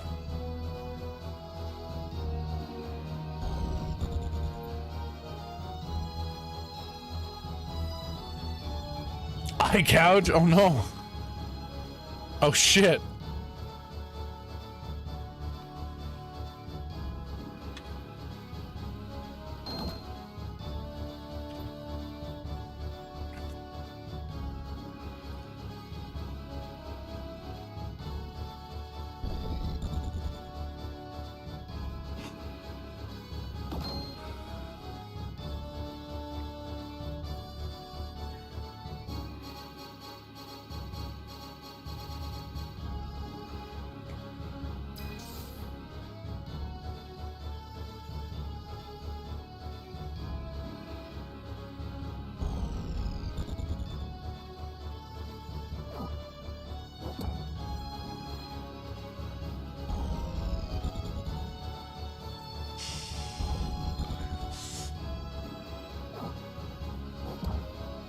Uh-oh.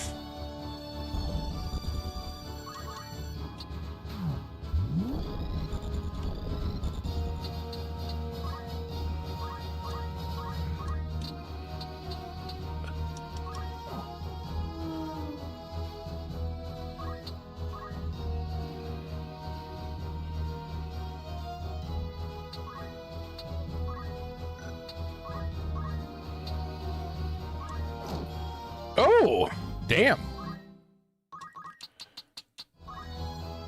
I'm a little surprised I got that hit.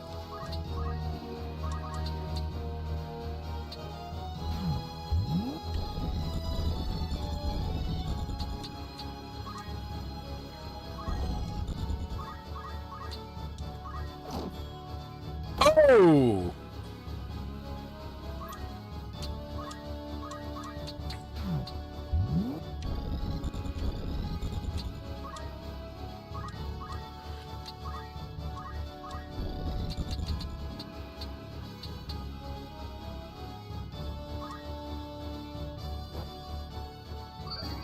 Good throw. Good throw.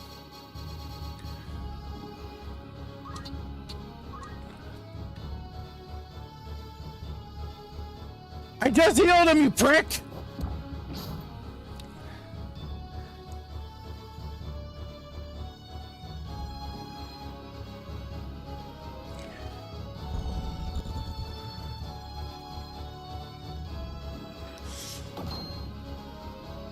Oof.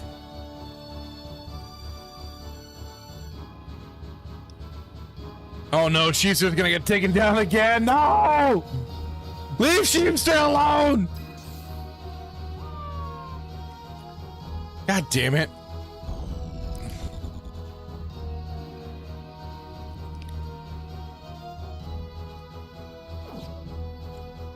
Oh, you gotta be shitting me.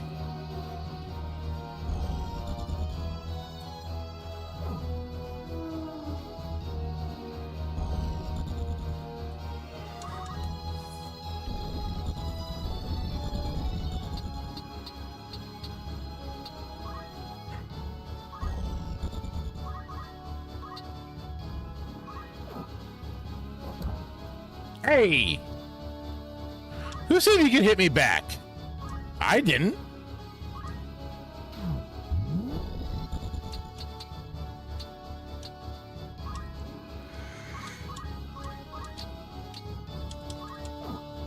Oh, just 12? Come on, man.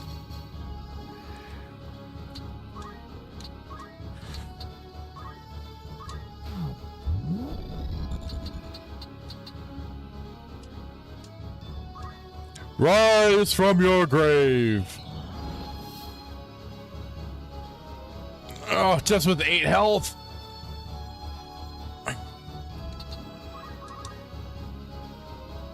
No, I just revived him.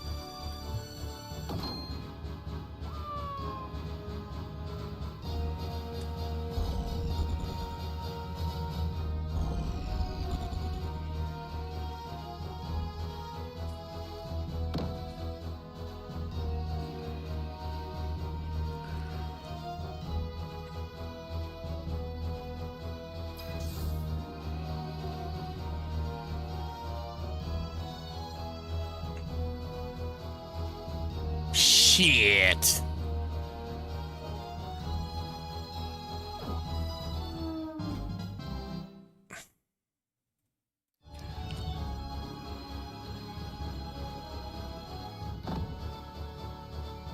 Oh, come on, dude. Really?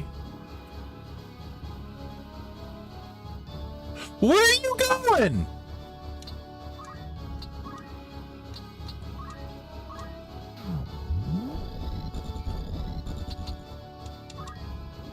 All right, let's try this again. Rise from your grave. Ooh, 17 that time. Good.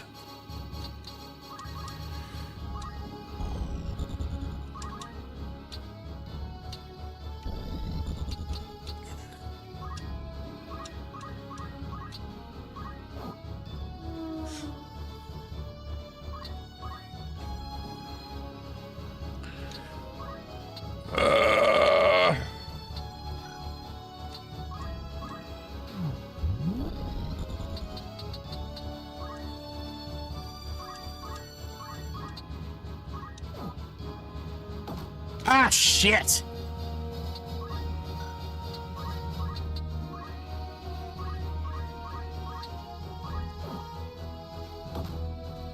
Ah, shit.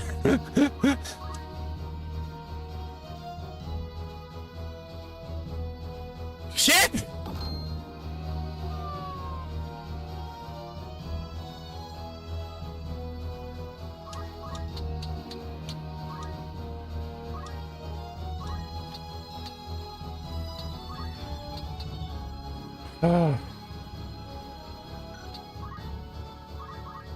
Oh wow! So I still have a big effect for even. I mean, this round is almost over.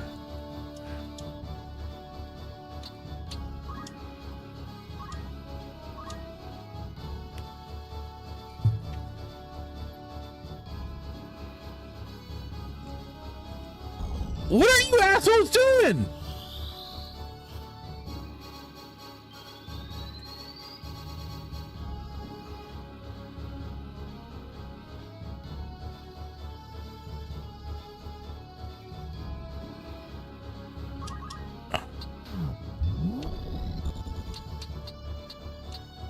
Oh no! Oh motherfucker! No!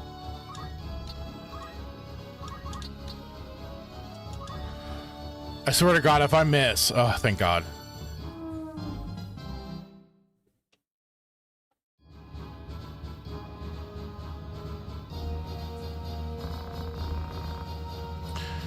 Fracture filter. Once we are clear of the Weald, we should soon reach Dorter. God damn, dude.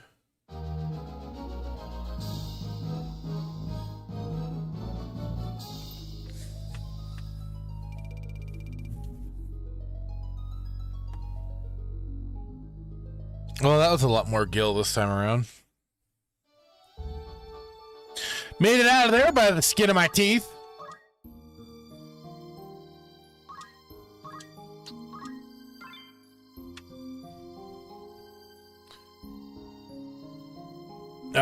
Timon says, the only thing I didn't like is how bravery and faith affects some skills, but it is never explained unless you read a guide. Yeah, that is kind of the obnoxious thing. I don't even know if the original like instruction booklet probably told you about it for the PlayStation. Now I'm kind of curious really quick.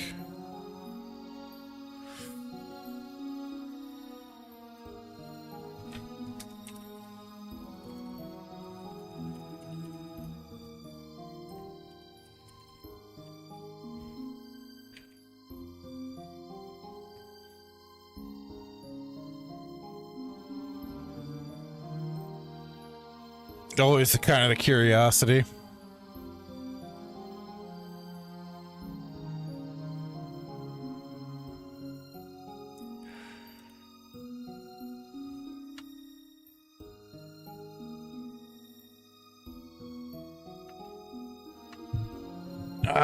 Let's see here.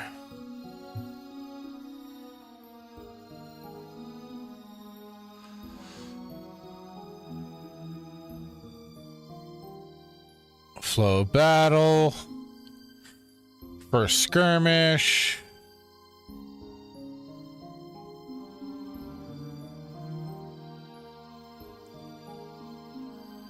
Yeah, in the it's showing here in the old PlayStation instruction manual. Brave points indicate courage of the unit. High brave points result in more powerful attacks and higher attack success rates. Low brave points produce weaker attacks and lower success rates, and may even result in unit turning chicken and turning from battle. Faith points indicate the unit's belief in the supernatural. A unit high faith points is more susceptible to magic spells, both black magic attack spells and white magic curative spells. A unit with low faith points is more resistant to magic, helpful or harmful. Oh, so it's also helpful for resistance to magic. That's good to know. Well, cool beans.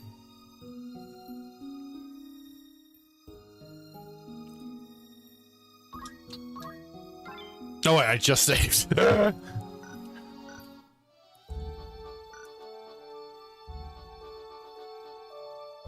I don't remember if this is another battle or not. Let's find out. It is. Fudge.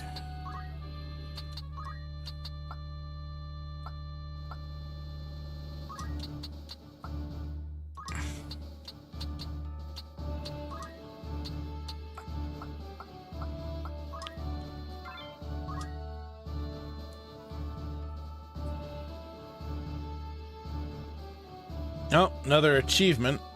Let's see, which one is this one? Oh, is this complete battle at Dorter slums without any player HP falling to 0 and all levels under equal 5? Huh. I said I know not of it. Do not speak false to me. I know what you've done. Where is Gustav? I will have it from you, one way or another. I don't know. What of the Marquis? Where have you hidden him? Tell me! Tell me! Timon is always a battle. Fair enough.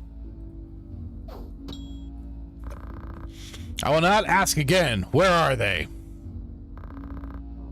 The desert! They're in the desert! The sand rat Seach. Hold! The order swords. My luck turns foul with the weather. It seems we did well to come here. Have I not seen that man before? You know him, Delita? I have seen his face, I'm sure of it. It was at Egros, just after the war's end.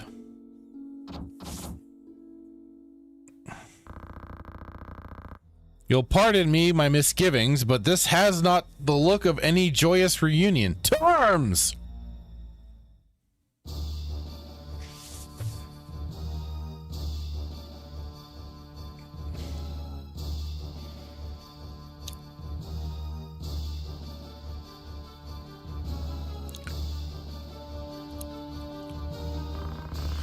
I've just remembered that man. His name is Wigref.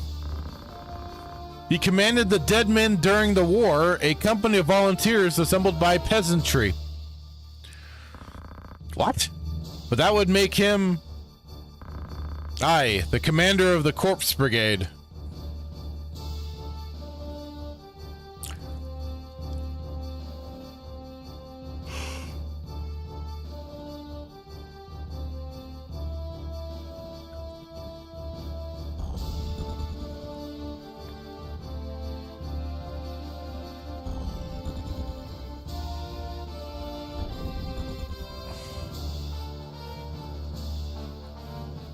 No, if I remember right, archers can be kind of annoying. Oh!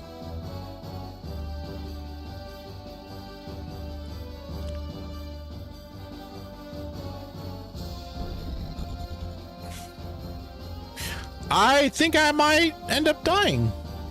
Ugh.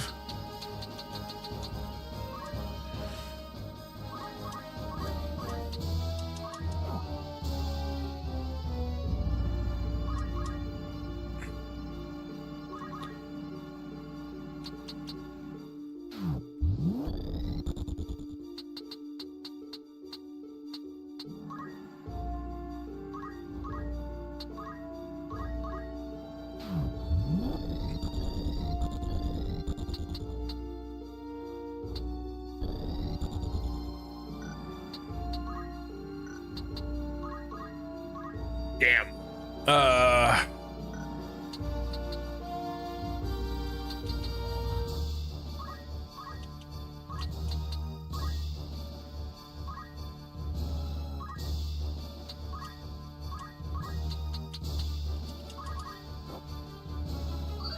If I remember right, they still had to have some kind of line of sight on me, so I think I can kind of take cover.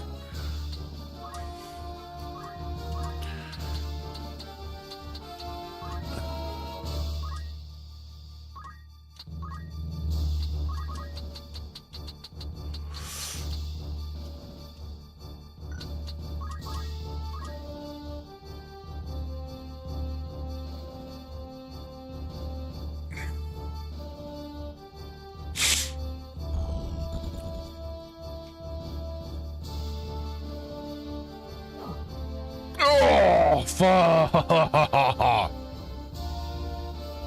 These guys are not messing around.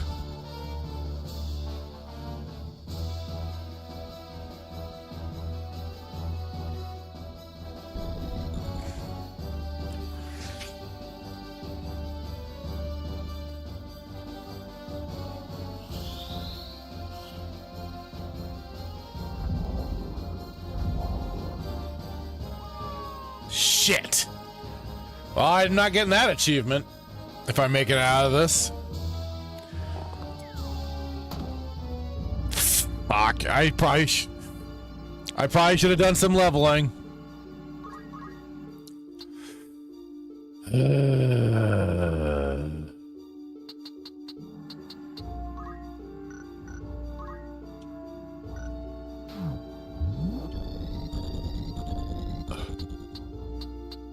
Oh boy.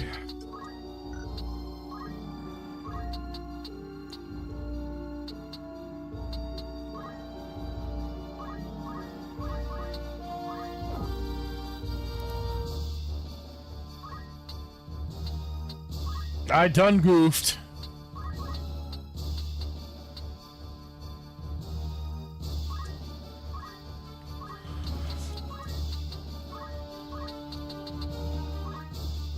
No! Oh, fuck! Shit.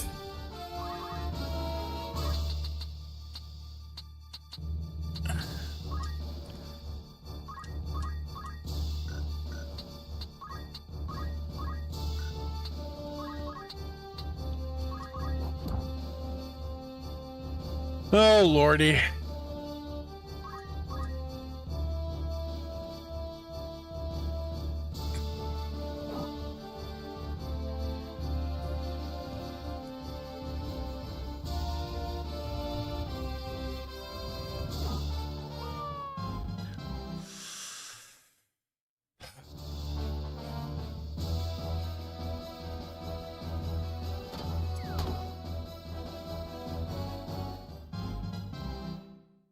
Well, good for you, Price, you prick.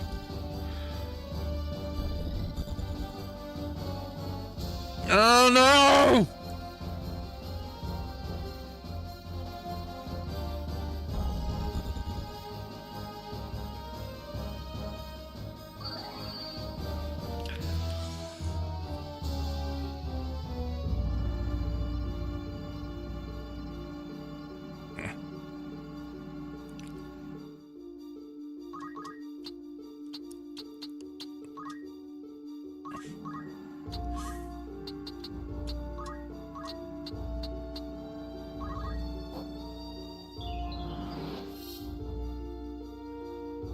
Oh, that's 8. No. Ah. Shit. Yeah, this is going south. I should have leveled up. I should have gotten them better equipped. This is my fault.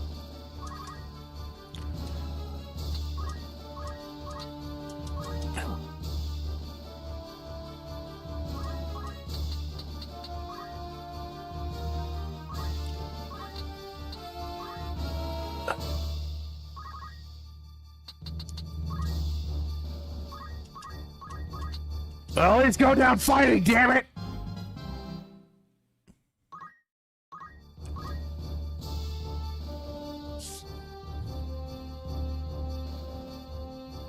What are you assholes doing?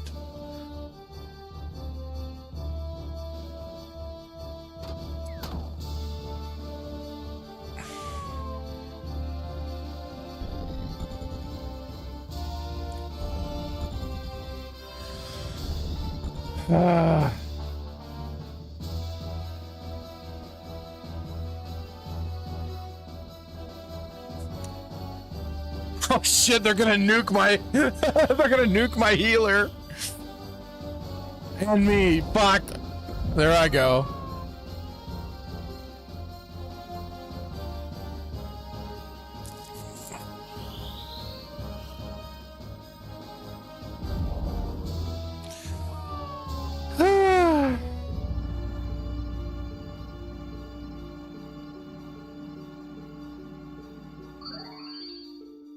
Black Pill Timon says Lasalia Plains is the best place to level up. Well, that's good to know. Maybe off stream I'll do some. I could do some leveling up.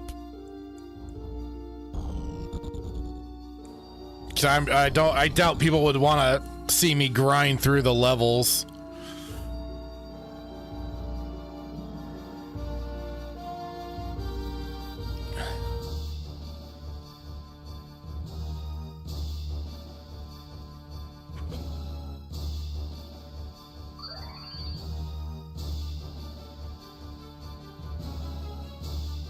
Timon says, I don't mind to grind if the grind is fun. No, yeah, definitely. It just can be kind of tedious, though. Even if it is kind of fun, it can be just like, oh, here we go again.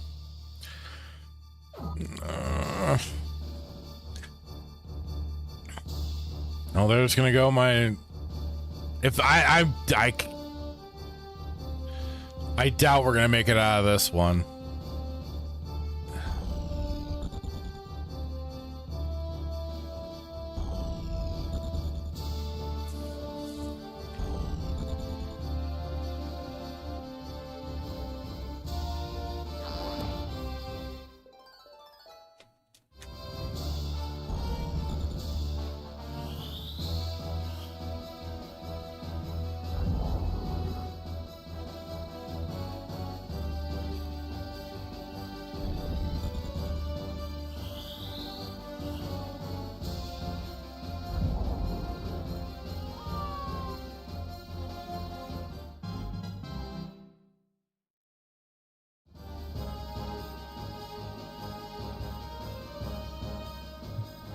Like a humiliation ritual at this point.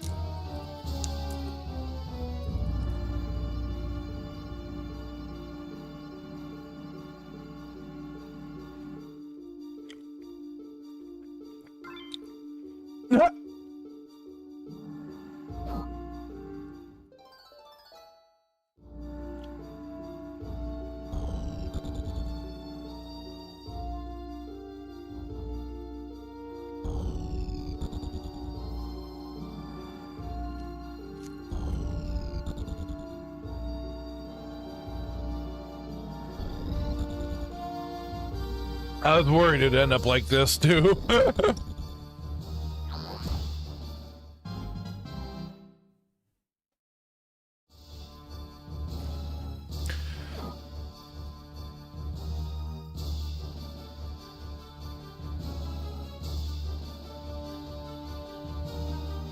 No!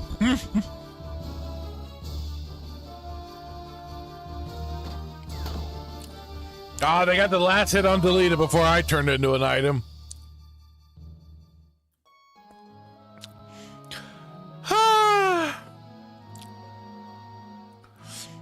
Well, there we go. No! Well, that is where I'm going to call it for today anyways. What a way to end it off, but there we go. There we go. Okay.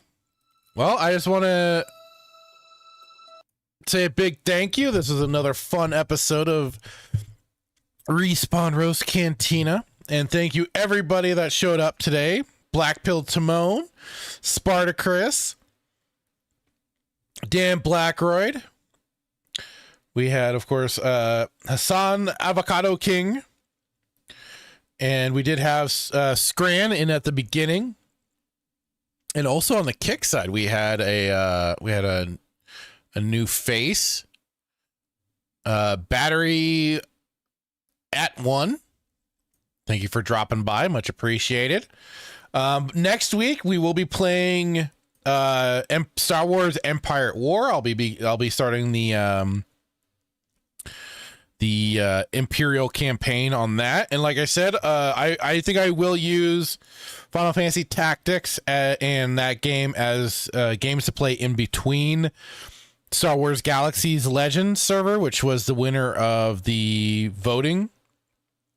So in between that, and maybe I'll also make it as a full, I'll make Final Fantasy Tactics and Empire at War as a full stream, because I do still need to get through Spartacus's gift of Lego Batman 2. So I still need to get through that before I dedicate those as separate streams entirely. But otherwise, this was fun. As always, thank you everybody for dropping on by. I greatly appreciate it as always. I hope you are liking this new little show that I've started up in the format. I may start a new poll too to see if you want a longer stream and then a longer stream plus more topics, or a longer stream plus more gameplay, or just an overall longer stream. So I'll be firing that up in due time. But otherwise, if you liked it, smash the like button, drop a comment, all that jazz. It helps. Otherwise, this was, like I said, it was fun playing some Final Fantasy Tactics again. It's been a while. It's been a hot minute. But otherwise, again, thank you all so much for being here, and I will catch you later. Bye-bye.